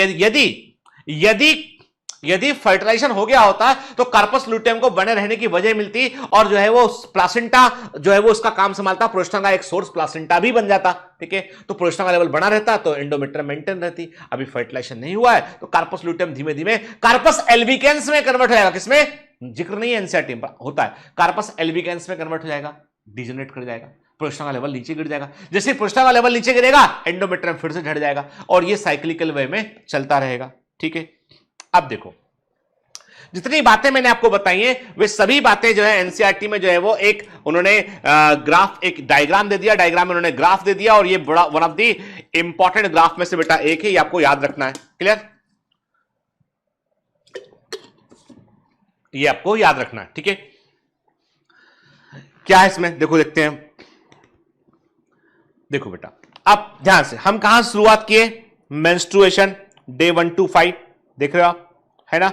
मेंसेस ब्लीडिंग हो रहा है इसमें, देखिए आप एनसीईआरटी लो ना आपने, या की नोट उठाओ अपने, है ना, ठीक। यूट्रस के अंदर क्या इवेंट हो रहा है ये दिखाई पड़ रहा है हमको, है ना। डे 1 से 5 में एंडोमेट्रियम झड़ रहा है, लेयर नीचे की ओर जा रहा है, ब्लीडिंग हो रहा है यहां पे, ठीक है ना, क्लियर। इस समय ओवरी के अंदर जो हार्मोन है, ईस्ट्रोजन का लेवल डाउन है, प्रोजेस्टेरॉन का लेवल डाउन है, और धीमे धीमे ये बढ़ना शुरू होगा। कहां से बढ़ना शुरू होगा, ये फॉलिकुलर फेज से बढ़ना शुरू होगा, ठीक है ना। फॉलिकल हम कह रहे हैं यहां पे कि फॉलिकल धीमे धीमे जो है वो फॉलिकल अपने आप को मैच्योर करना शुरू कर रहे हैं ओवरी के अंदर, ये ठीक है ना। और ये बढ़ते हुए फॉलिकल ही ईस्ट्रोजन का सोर्स है, इसीलिए जैसे जैसे दिन गुजर रहे हैं आगे, वैसे वैसे आप क्या देख रहे हो, वैसे आप देख रहे हो कि जो है ईस्ट्रोजन का लेवल ऊपर की ओर बढ़ रहा है, क्योंकि ये बढ़ते हुए फॉलिकल ही इसका सोर्स है। ठीक है, clear.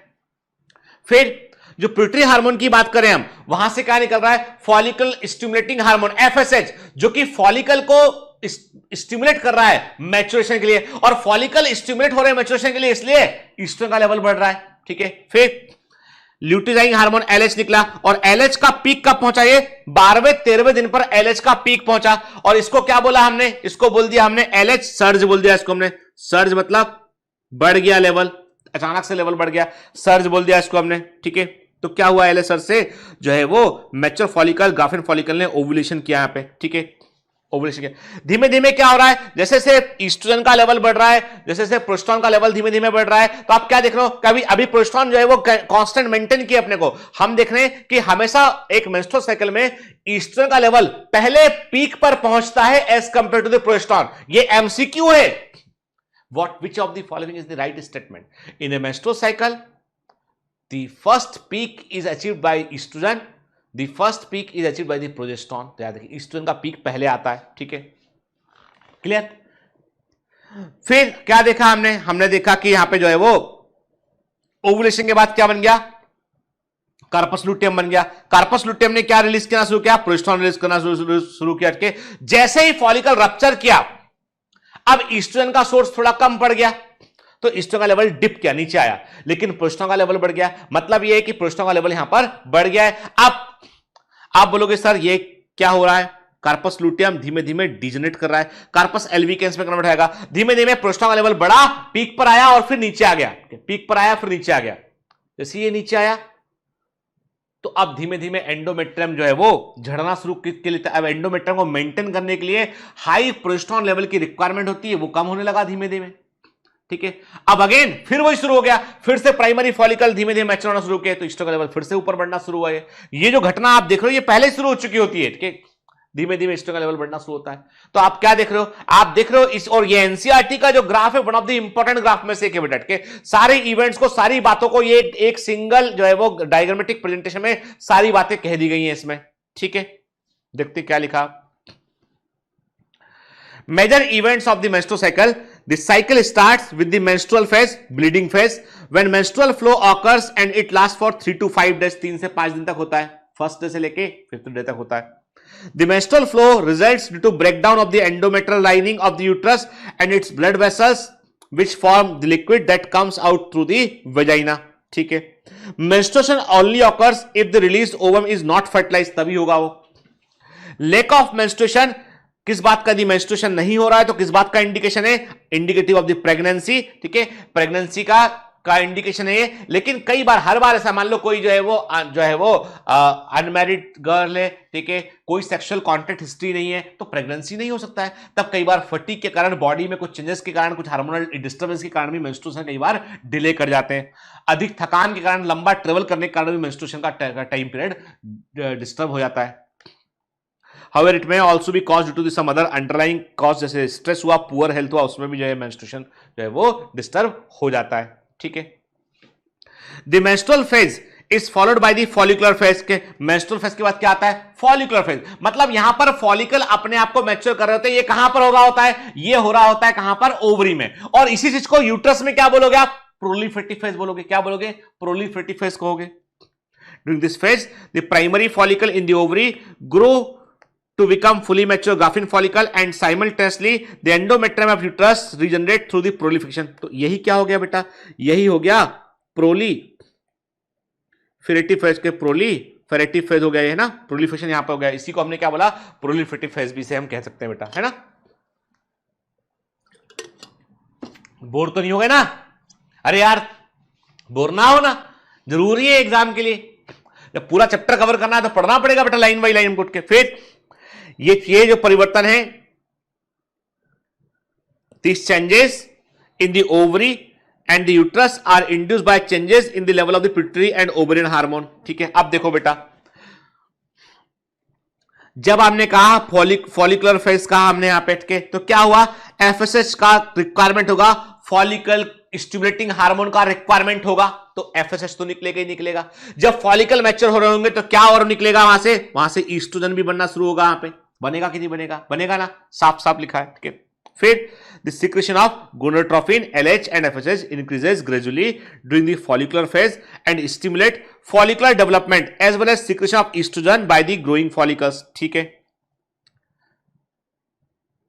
both LH and FSH attain a peak level in the middle of the cycle 14 day के आसपास जो है रैपिड सिक्रेशन ऑफ LH का रैपिड सिक्रेशन होता है और ये मैक्सिमम लेवल इसका जो है मिड साइकिल में होता है, उसको हम LH सर्ज कहते हैं और ये ग्राफियन फॉलिकल के रप्चर होने को इंड्यूस करता है और इसी कारण से ओवुलेशन होता है। तो ओवुलेशन के लिए रिस्पॉन्सिबल क्या है बेटा, कौन सा एंडोक्राइन इवेंट रिस्पॉन्सिबल है ओवुलेशन के लिए? LH सर्ज, LH का अचानक से लेवल बढ़ जाना।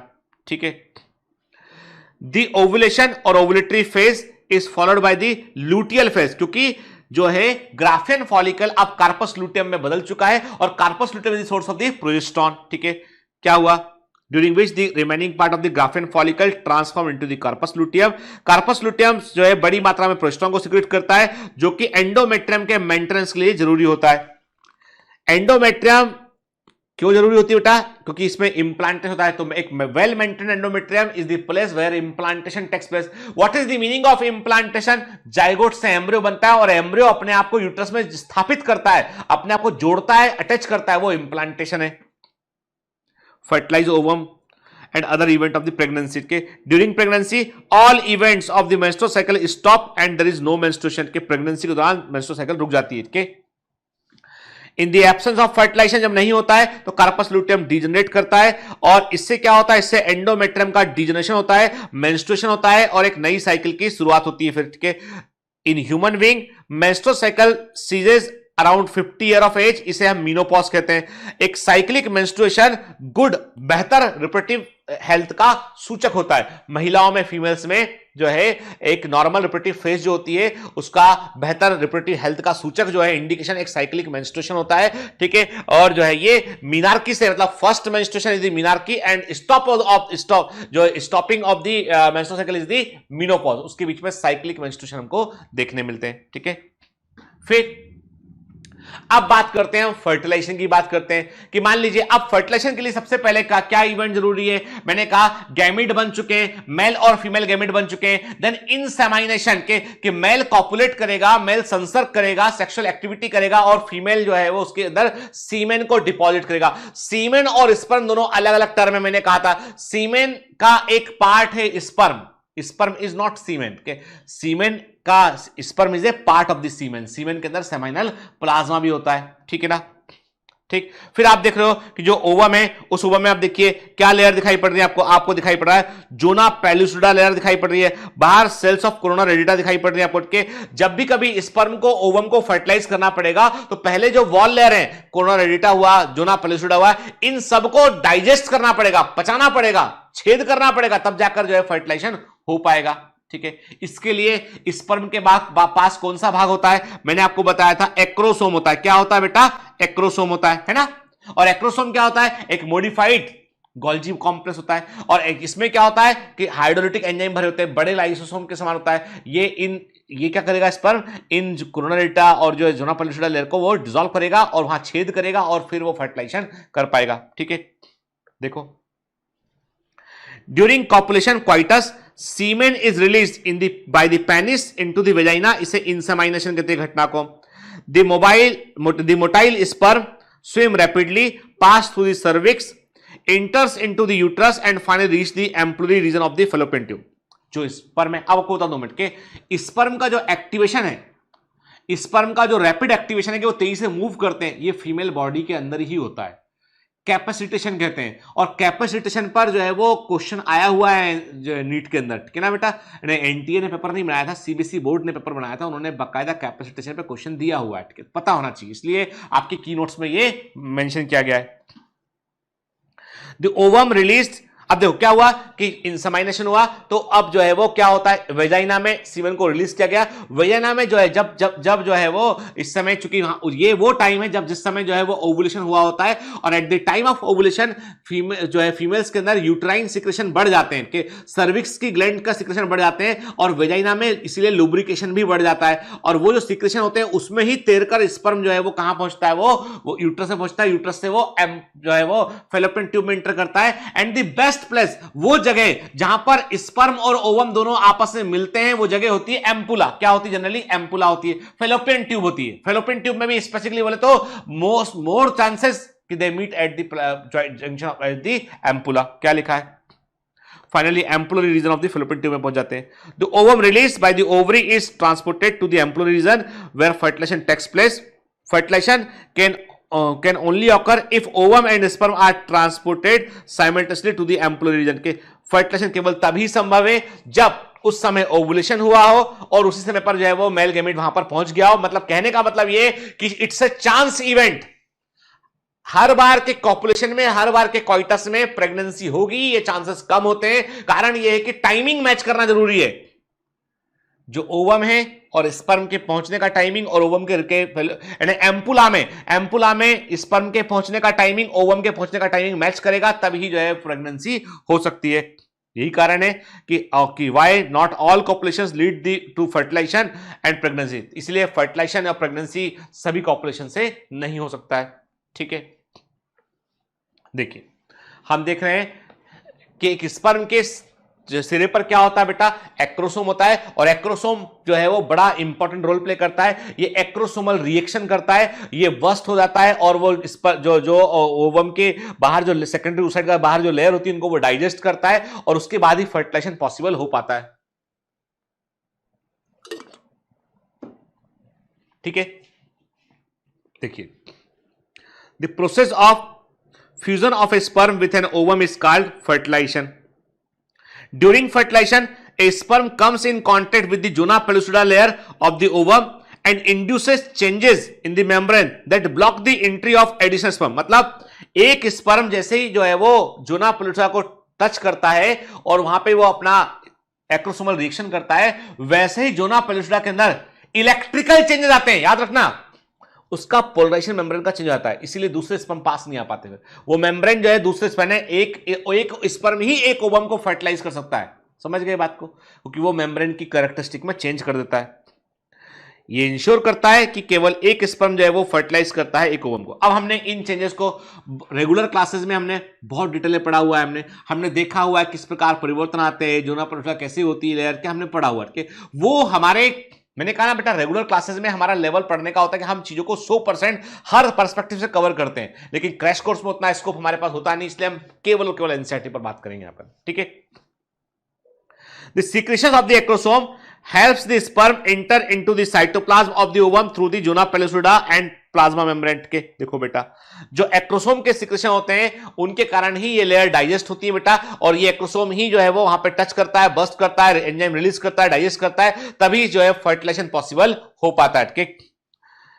This induces the completion of the meiotic division of secondary oocyte। क्योंकि बेटा सेकेंडरी oocyte का म्यूटिक डिवीजन बगैर फर्टिलाइजेशन के पॉसिबल नहीं है, क्योंकि सेकेंडरी oocyte के पास सेंट्रियोल नहीं होता है, और वो सेंट्रियोल कंट्रीब्यूट करता है स्पर्म। ठीक है, the second meiotic division is also unequal. इससे क्या होता है? सेकेंड पोलर बॉडी बनती है और एक हैप्लॉइड स्पर्म बनता है, उसे हम ऊटिड बोलते हैं। ऊटिड क्या बोलते हैं? ऊटिड कहते हैं। ठीक है, और सुन हैप्लाइड। अब देखो बेटा, जब ऊटिड बनता है तो ऊटिड तो हैप्लाइड है, लेकिन वहीं पर at the same time sperm का जो न्यूक्लियस होता है, हैप्लाइड न्यूक्लियस स्पर्म का, वो इंतजार कर रहा होता है, क्योंकि स्पर्म यदि वहां नहीं पहुंचता, स्पर्म यदि फर्टिलाइजेशन नहीं करता तो सेंट्रियोल ना मिलता तो सेकेंडरी oocyte का म्यूसिस पूरा नहीं हो पाता। ठीक है, लेकिन जब वो म्यूसिस सेकंड पूरा हुआ, उसमें कंट्रीब्यूट किया होता है स्पर्म ने, तो अब जैसे बना तो स्पर्म का न्यूक्लियस भी वहीं प्रेजेंट है, ओवम का न्यूक्लियस हैप्लॉइड वहां प्रेजेंट है, और बनने के साथ ही वो आपस में फ्यूज कर जाते हैं, देन बन जाता है जाइगोट। के जाइगोट बन जाएगा। ठीक है ना, क्लियर? ठीक है, अब the chromosome pattern of the human female is XX and male is XY। Female के अंदर जो मेल गैमेट बनते हैं सभी, फीमेल के अंदर जो फीमेल गैमेट बनते हैं वे सभी X क्रोमोसोम वाले होते हैं बेटा। ठीक है, 22+X। ठीक है, मेल के अंदर मेल हेट्रोगैमी देखने मिलती है, X और Y दो तरह के स्पर्म बनते हैं। तो जो बच्चा है, बच्चे का जो जेंडर है कि बच्चा मेल है या फीमेल है, that is decided by the sperm कि स्पर्म X क्रोमोसोम लेके आया है या Y क्रोमोसोम लेके आया है। महिलाओं के अंदर ओवम एक तरह का ही होता है, उसमें X क्रोमोसोम ही होता है। ठीक है, तो डिपेंड करता है, स्पर्म जो होता है वो एक्स और वाई लाने की प्रोबेबिलिटी 50-50% होती है उसकी, ठीक है। तो इसका मतलब ये है कि gender is not decided by the female egg of the female, it is decided by the sperm, ठीक है। फिर जाइगोट में माइटोसिस होता है बेटा, और जाइगोट में माइटोसिस जो होता है उसको क्या बोलते हैं, उसके लिए हम क्लीवेज वर्ड यूज करते हैं, क्लीवेज वर्ड यूज करते हैं। क्लीवेज में क्या होता है बेटा कि ये जो है, ये क्लीवेज में क्या होता है कि सेल का साइज नहीं बढ़ता है पर सेल लगातार डिवाइड कर रही होती है, ठीक है। तो mitosis division starts as the zygote moves through the isthmus of the oviduct called cleavage towards the uterus and form 2, 4, 8, 16 daughter cell called blastomere के। याद रखिए, क्लीवेज के फलस्वरूप as a result of cleavage जो सेल्स बनती हैं उन्हें क्या बोलते हैं जाइगोट में, ब्लास्टोमियर कहते हैं। ध्यान से बात सुनिए बेटा के, जाइगोट में होता है क्लीवेज, क्लीवेज होने पर 1 से 2 सेल बनी, 2 से 4 सेल बनी, तो ये जो क्लीवेज के फलस्वरूप जो सेल बनती है उन्हें हम ब्लास्टोमियर कहते हैं। क्या बोलते हैं, ब्लास्टोमियर कहते हैं, ठीक है। जब एम्ब्रियो में 8 से 16 ब्लास्टोमियर बन जाते हैं, इस समय एम्ब्रियो को मोरूला कहते हैं, ठीक है। जाइगोट क्लीवेज हुआ, क्या बना, मोरूला बना, ठीक है। मोरूला में फिर डिवीजन होता है और ये किसमें कन्वर्ट होता है, ये ब्लास्टोसिस्ट में कन्वर्ट होता है, ये ब्लास्टोसिस्ट में कन्वर्ट होता है, ठीक है। जैसे जैसे और ये सारा इवेंट जो घट रहा है ना, ये लगातार, फर्टिलाइजेशन कहां पर हुआ था, फर्टिलाइजेशन हुआ था फेलोपियन ट्यूब के एम्पुला वाले भाग में। अब वहां से ये जो फर्टिलाइज होने पर जो जाइगोट बन चुका है, इसको जो है वो धीमे धीमे सीलियक की मदद से उसको धका रहे हैं, कहां पहुंचा रहे हैं उसको, पहुंचा रहे हैं उसको यूट्रस के अंदर। उस दौरान मोरूला से जो है धीमे धीमे ब्लास्टोसिस्ट बनना शुरू हो चुका होता है, ठीक है। देखिए ध्यान से याद रखिएगा बेटा, यूटेरस में जो इंप्लांटेशन होता है ना, वो ब्लास्टोसिस्ट का होता है। किसका होता है, ब्लास्टोसिस्ट का होता है। यूटेरस में जो इंप्लांटेशन होता है वो ब्लास्टोसिस्ट का होता है बेटा, ठीक है। देख रहे हैं यहां पे आप, है ना, ये मोरूला अवस्था दिखाई पड़ रही है आपको इसमें के। तो ब्लास्टोसिस्ट जो है, ब्लास्टोसिस्ट जो होता है उसका इंप्लांटेशन यूट्रस की यूट्राइन वॉल लेयर में होता है, ठीक है। ये हम देख रहे हैं ब्लास्टोसिस्ट के। ब्लास्टोसिस्ट के अंदर भी हमको एक कैविटी दिखाई पड़ती है, देख रहे हैं आप कैविटी के, हम ब्लास्टोसील कैविटी हमको यहां पर दिखाई पड़ रही है, ठीक है ना। क्या लिखा है, the blastomere in the blastocyst are arrange into an outer layer, उसको ट्रोफोब्लास्ट कहते हैं। एंड ट्रोफोब्लास्ट जो होती है ये स्टिकी सेल्स होती है, चिकनी चिपचिपी कोशिकाएं होती हैं, और यही यूट्रस की वॉल लेयर से जाकर जुड़ती है के। और अंदर इनर मास ऑफ सेल होता है, जिसे हम क्या बोलते हैं, जिन्हें हम इनर सेल मास कहते हैं, जो ट्रोफोब्लास्ट के अंदर पाया जाता है, ठीक है। Trophoblast layer then get attached to the endometrium, endometrium से चिपक जाती है, जुड़ जाती है। इनर सेल मास जो है वो अपने आप को एम्ब्रियो के रूप में डिफरेंशिएट करता है। After attachment, the uterine cell divide rapidly and cover the blastocyst के अटैचमेंट के बाद यूट्रस की सेल तेजी से जो है वो डिवाइड करती है और पूरे ब्लास्टोसिस्ट को वो कवर कर लेती है, अंदर की ओर उसको ले लेती है, ठीक है। जैसे ये वॉल, ये एंडोमेट्रियम थी, यहां पर ये ब्लास्टोसिस्ट आके जुड़ा है, यहां पे चिपका। तो अब क्या होगा, एंडोमेट्रियम की सेल रैपिडली डिवाइड करेंगे और इसको ऐसे कवर कर लेंगे, इसको अंदर की ओर वो अंदर ले लेंगे, धसा लेंगे अंदर की ओर उसको, ठीक है। As a result, the blastocyst become embedded in the endometrium of the uterus के। This is called implantation and और यही प्रेगनेंसी की शुरुआत है, ये इसे हम implantation कहते हैं। और ये क्या हो गया बेटा कि जो ब्लास्टोसिस्ट है वो चिपक चुका है यूट्राइन वॉल से, जुड़ चुका है वो, और उसको अंदर ले लिया गया वॉल के अंदर। अब यही इम्प्लांटेशन कहलाता है, ठीक है ना। ये प्रेगनेंसी की शुरुआत होती है, ठीक है। आफ्टर इम्प्लांटेशन के बाद finger like position appear on the trophoblast, trophoblast में फिंगर लाइक पोजिशन बनते हैं, जिन्हें हम कोरोनिक बिलाई कहते हैं, ठीक है। Which are surrounded by the uterine tissue and maternal blood. अब देखो बेटा ध्यान से बात सुनो, छोटी छोटी बातें साफ साफ एनसीईआरटी में लिखी हैं और यही एग्जाम के बेटा क्वेश्चन है। क्या कोरोनिक बिलाई क्या चीज है, तो मैंने क्या कहा, आपसे कहा कि इंप्लांटेशन के बाद में जो ब्लास्टोसिस्ट होता है उसकी ट्रोफोब्लास्ट होती है, उन सेल्स में फिंगर लाइक पोजीशन बनते हैं, जिन्हें हम कोरोनिक बिलाई कहते हैं। और ये यूट्राइन टिश्यू में अच्छे से धस जाता है, इंटर डिजिटेट कर जाता है ऐसे, और क्या बनता है, और यही आगे चल के जो क्या बनाता है, ये बनाता है प्लासेंटा बनाता है, ठीक है। द कोरोनिक बिलाई एंड यूट्राइन टिश्यू बिकम इंटरडिजिटेट। इंटरडिजिटेट का मतलब क्या है, ये फिंगर लाइक पोजीशन है, कोरोनिक बिलाई के यूट्राइन टिश्यू है, ऐसे जुड़ गया तो जुड़ के लॉक हो गया, ठीक है। ये हो गया इंटर डिजिटेशन हो गया, ठीक है। With each other and jointly form A structural and functional unit. दोनों जुड़कर क्या जुड़ा बेटा, यूट्राइन टिश्यू और कोरोनिक विलाई आपस में जुड़ गया और इससे क्या बन गया, एक स्ट्रक्चरल फंक्शनल टिश्यू यूनिट बन गया। इससे हमने क्या बोला, हमने कहा placenta. Placenta is the connection between the foetus and the mother's body. ठीक है, the placenta facilitate the supply of oxygen, ये ऑक्सीजन सप्लाई करता है, न्यूट्रिएंट सप्लाई करता है, किसको, एम्ब्रियो को। कहां से, मदर से।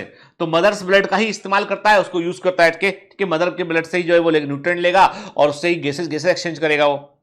And also remove CO2 and excretory waste material produce by the embryo. तो एम्ब्रियो को जो भी सप्लाई है, एम्ब्रियो को जो भी सप्लाई होती है, ऑक्सीजन की सप्लाई चाहिए, CO2 को बाहर निकालना है, न्यूट्रिएंट चाहिए, वेस्टेज को बाहर निकालना है, सब कुछ प्लासेंटा के थ्रू होता है। देयर इज ए पाइपलाइन, समझ गए, उसे हमने क्या बोला, प्लासेंटा का।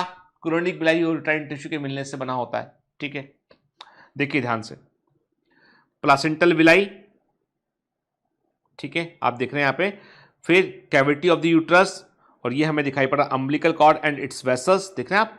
ठीक है, प्लासेंटा देन अम्बिलिकल कॉर्ड दिखाई पड़ा जो कनेक्ट किया हुआ है उसको उसने।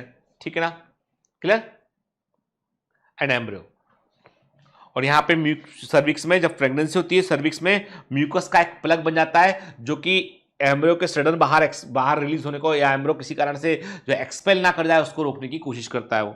ठीक है, the placenta is connected to the embryo through a umbilical cord. Placenta जो होता है वो एम्ब्रियो से एक कॉर्ड, एक थ्रेड के समान, धागे के समान स्टेशन से जुड़ा होता है, इसे हम अम्बिलिकल कॉर्ड कहते हैं, जो कि सब्सटेंस के ट्रांसपोर्ट में टू एंड फ्रो एम्ब्रियो तक भेजने में, वो एम्ब्रियो से लेके आने में वो हेल्प करता है। प्लासेंटा एक एंडोक्राइन टिश्यू के रूप में भी काम करता है। वेरी वेरी इंपॉर्टेंट के 2021 क्वेश्चन है बेटा ये आपका SCG के बारे में, HPL के बारे में, के ये याद रखिएगा आपके, ये प्रेगनेंसी के स्पेसिफिक हार्मोन होते हैं बेटा, ये जो केवल है, देखिए SCG, HPL और रिलैक्सिन, ये ऐसे हार्मोन हैं जो केवल प्रेग्नेंट फीमेल में आपको देखने मिलेंगे। जो प्रेगनेंसी टेस्ट होता है, प्रेगा श्योर के नाम से काफी एड आता है उसका, उसमें यूरिन में के अंदर क्या टेस्ट करते हैं, actually SCG, human chorionic gonadotropin hormone को ही चेक किया जाता है उसमें। ठीक है, तो प्लासेंटा एंडोक्राइन टिश्यू के रूप में काम करता है जो कई हार्मोन प्रोड्यूस करता है, जैसे कि human chorionic gonadotropin SCG, human placental lactogen HPL, oestrogen और प्रोजेस्टेरोन। ठीक है, लेटर फेज ऑफ प्रेगनेंसी में एक हार्मोन जो है रिलैक्सिन निकलता है, जो ओवरी से निकलता है। ठीक है, याद रखिएगा SCG, HPL और रिलैक्सिन ये वुमेन में केवल प्रेगनेंसी के समय निकलते हैं। 2021 का क्वेश्चन रहेगा ये, मैं कह रहा हूं रहेगा मतलब रहेगा। ठीक है, in addition during pregnancy the level of other hormone जैसे oestrogen, progesterone, cortisol, prolactin, thyroxine, ये इनका लेवल कई गुना बढ़ जाता है। याद रखिएगा प्रेगनेंसी में TSH का लेवल भी कई गुना बढ़ जाता है। ठीक है ना, तो प्रेगनेंसी के समय TSH के नॉर्मल लेवल को कंसीडर हम लोग नहीं करते हैं। फिर increased production of this hormone is essential for supporting the foetal growth, metabolic changes in the mother's body and maintaining the pregnancy. उसके लिए इन हार्मोन के लेवल का कई गुना बढ़ना जरूरी होता है। किसकी बात कर रहे हैं, oestrogen, progesterone, cortisol. Cortisol stress and pregnancy अपने आप में एक स्ट्रेसफुल इवेंट होता है, तो उस दौरान जो है बॉडी में काफी स्ट्रेस होता है, बॉडी को काफी अधिक जो है परिवर्तन सहन करने होते हैं, तो कॉर्टिसोल का लेवल बढ़ जाता है। ठीक है ना, प्रोलैक्टिन मेमोरी ग्लैंड के डेवलपमेंट में हेल्प करता है बेटा, थायरॉक्सिन मेटाबॉलिज्म को बनाए रखने में हेल्प करता है, तो सबका लेवल कई गुना बढ़ जाता है। ठीक है, immediately after implantation the inner cell mass embryo differentiate होता है, और क्या करता है बेटा, ये बाहर एक्टोडर्म बनाएगा, अंदर की तरफ एंडोडर्म बनाएगा, और इन दोनों के बीच में फिर क्या बन जाती है, म्यूजोडर्म बन जाती है। मतलब जर्माइनल लेयर का फॉर्मेशन शुरू हो चुका होता है, और यही अवस्था कहलाती है गैस्ट्रुलेशन। इसे ही बोलते हैं कि गैस्ट्रुला का फॉर्मेशन, गैस्ट्रुला का फॉर्मेशन जो है वो हो चुका है। ठीक है, मतलब गैस्ट्रुला का फॉर्मेशन हो चुका होता है, गैस्ट्रुलेशन कहते हैं इसको हम बेटा के। ठीक, ये तीनों लेयर जो होती हैं वे एडल्ट के अंदर सारे टिश्यू ऑर्गन को बनाने में रोल प्ले करती हैं। ठीक है, it need to be mentioned here that inner cell mass content certain cells, जिन्हें हम स्टेम सेल कहते हैं, जिनमें की पोटेंसी होती है कि वे किसी भी तरह के टिश्यू ऑर्गन को बना सकती है। याद रखिए जो एम्ब्रियो होता है it is a very good source of the stem cells. Embryo के अंदर जो है वो कुछ ऐसी सेल्स होती है जो किसी भी सेल में को हम रूपांतरित कर सकते हैं। बीच में चाइना में एक रिसर्च चला, उन्होंने कई लोगों को बाद में बैन कर दिया गया कि चाइना में कुछ लोगों ने क्या किया, उनको ऑर्गन चाहिए थे, तो उन्होंने मालूम क्या किया, उन लोगों ने जो है वो अनइथिकल प्रैक्टिस कहा जाता है इसको, उन्होंने क्या किया, उन्होंने जो है वो जो है ऐसे सरोगेसी का इस्तेमाल किया। अब जैसे मान लो कोई मेल है, उसको किडनी खराब है, उसने सरोगेसी का इस्तेमाल किया और एक बच्चे को जो है वो बच्चे का जन्म करवाया। बच्चे का मतलब एम्ब्रियोनिक कंडीशन, बच्चा जैसे एम्ब्रियो बना हो के, और उस एम्ब्रियो को जो है डिस्ट्रॉय कर दिया और उसमें से वो स्टेम सेल्स निकाल के अपनी किडनी बनने के लिए रिसर्च में प्रोवाइड कर दिया। ठीक है, इसको अनइथिकल प्रैक्टिस माना गया और उसको जो है फिर स्टॉप किया गया कि भाई ये ठीक नहीं है चीज के, क्योंकि एक एम्ब्रियो को आप जस्ट क्रिएट करके किल नहीं है ना, ह्यूमन लाइफ का वैल्यू होता है, क्रिएट करके आप किल नहीं कर सकते हैं क्योंकि आपको स्टेम सेल चाहिए इसके लिए। ठीक है, और ये पॉइंट एनसीईआरटी में उन्होंने कहा है कि जो है वो इनर सेल मास में कुछ सेल ऐसी होती है, स्टेम सेल कहते हैं, उनमें पोटेंसी होती है, वो किसी भी ऑर्गन को, किसी भी टिश्यू को वो क्रिएट कर सकती है। ठीक है, ह्यूमन प्रेगनेंसी जो है 9 मंथ का होता है कि इन human being after 1 month of pregnancy embryo का हार्ट बन जाता है। याद, अब ये जो टाइम है ना बेटा, वेरी अब ये क्या होता है एग्जाम में सिंगल स्टेटमेंट आता है, कंफ्यूज करता है। ओके, तो याद रखिए सबसे मैंने कहा कि ह्यूमन बींग्स में जो प्रेगनेंसी के 1 मंथ ऑफ प्रेगनेंसी में एम्ब्रियो का हार्ट बन चुका होता है और ग्रोइंग फीटस का जो फर्स्ट साइन जो होता है वो हार्ट साउंड को सुनने से होता है, जो है वो स्टेथोस्कोप की मदद से डॉक्टर आसानी से हार्ट साउंड को सुन सकती है। ठीक है, और आजकल मैग्नीफाई करने के लिए जो है वो अल्ट्रा डॉपलर इस तरह के इक्विपमेंट होते हैं जिसको लगा के जो है वो केवल साउंड को जो है तेजी से साउंड को अच्छे से क्लियर मदर को भी सुनाया था कि देखो ये फीटस का हार्ट साउंड है। By the end of second month of pregnancy foetus में जो है वो लिम्स और डिजिट जो है सेकेंड मंथ ऑफ 8 वीक के लगभग बाद, 8th वीक के बाद में, 1 महीने में 4 वीक, 8 वीक के बाद में, सेकेंड वीक में भी आता है एग्जाम में, याद रखिएगा। सेकेंड मंथ ऑफ प्रेगनेंसी के बाद में फीटस में लिम्स, हाथ पैर बन चुके होते हैं, उंगलियां बन चुकी होती हैं। By the end of the 12th week, first trimester के बाद में most of the major organ जो है बन चुके होते हैं, जैसे लिम्स बन चुके होते हैं, एक्स्ट्रा जेनिटल बन चुके होते हैं। याद रखिए 12 वीक के बाद में जो है मेल और फीमेल ऑर्गन जो होते हैं वो एक्स्ट्रा जेनिटल वो भी बन चुके होते हैं और लिम्स कंप्लीटली डेवलप हो गए होते हैं। ठीक है, फीटस का फर्स्ट मूवमेंट कब देखने मिलता है, वो देखने मिलता है 5th मंथ ऑफ, जनरली ये प्रेगनेंसी के 5वें महीने में फीटल मूवमेंट हमको देखने मिलता है और इस समय उसके हेड पर हेयर भी आते हैं। ठीक है, by the end of 24th week, second trimester के एंड में बॉडी पर कई सारे बारीक बारीक हेयर आ जाते हैं, आईलिड अलग अलग हो जाती हैं और आई जो है वो बन चुकी होती हैं। ठीक है, जितने इवेंट लिखे ना एनसीईआरटी में, आप भले एक्स्ट्रा कुछ याद मत रखना पर ये इवेंट आपको कि भाई फर्स्ट वीक में आपका जो है, मैंने कहा ना आपसे कि फर्स्ट वीक ऑफ प्रेगनेंसी में क्या हो गया, एम्ब्रियो का हार्ट बन गया।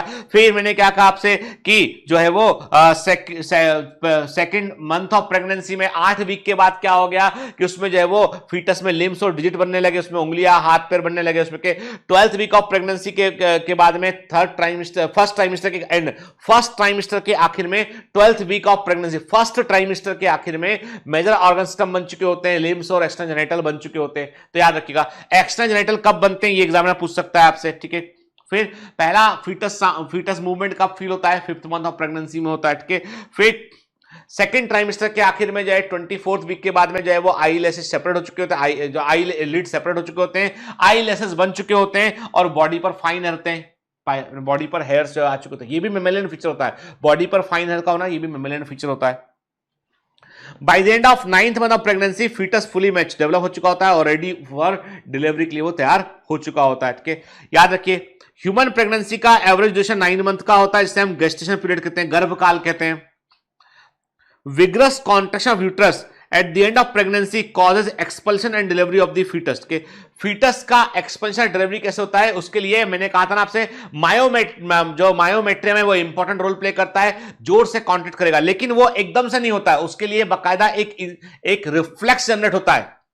This process of delivery of foetus childbirth is called parturition, और पार्टुरेशन जो होता है वो एक neuroendocrine mechanism, very important के वो उसमें नर्वस सिस्टम और एंडोक्राइन सिस्टम दोनों इंपॉर्टेंट रोल प्ले करता है। ठीक है, क्या होता है कि जब फीटस फुली मैच्योर हो चुका होता है, कि 9 मंथ पूरा हो चुका होता है, तो एक सर्टेन साइज को प्राप्त कर चुका होता है, उस समय यूट्रस के अंदर खिंचाव होता है, यूट्रस से सिग्नल आता है एंड ब्रेन के पास यूट्रस से सिग्नल आता है कि फीटस फुली मैच्योर हो चुका है, अब इसको डिलीवर करना है। के क्या लिखा है, signal of partition originate from the fully developed foetus and placenta which induce mild uterine contraction. के अब इसके अलावा जब यूट्रस, इस समय यूट्रस का साइज इतना हो चुका होता है, यूट्रस जो है वो हल्के हल्के यूट्राइन कंट्रैक्शन दे रहा होता है, और वो माइल्ड यूट्राइन कंट्रैक्शन दे रहा होता है, और ये एक प्रकार का फीटल इजेक्शन रिफ्लेक्स होता है, और बॉडी इस रिफ्लेक्स को, नर्वस सिस्टम इस रिफ्लेक्स को पहचानता है, और वो एंडोक्राइन सिस्टम की हेल्प से पार्टीशन के इवेंट को आगे बढ़ाता है। कैसे?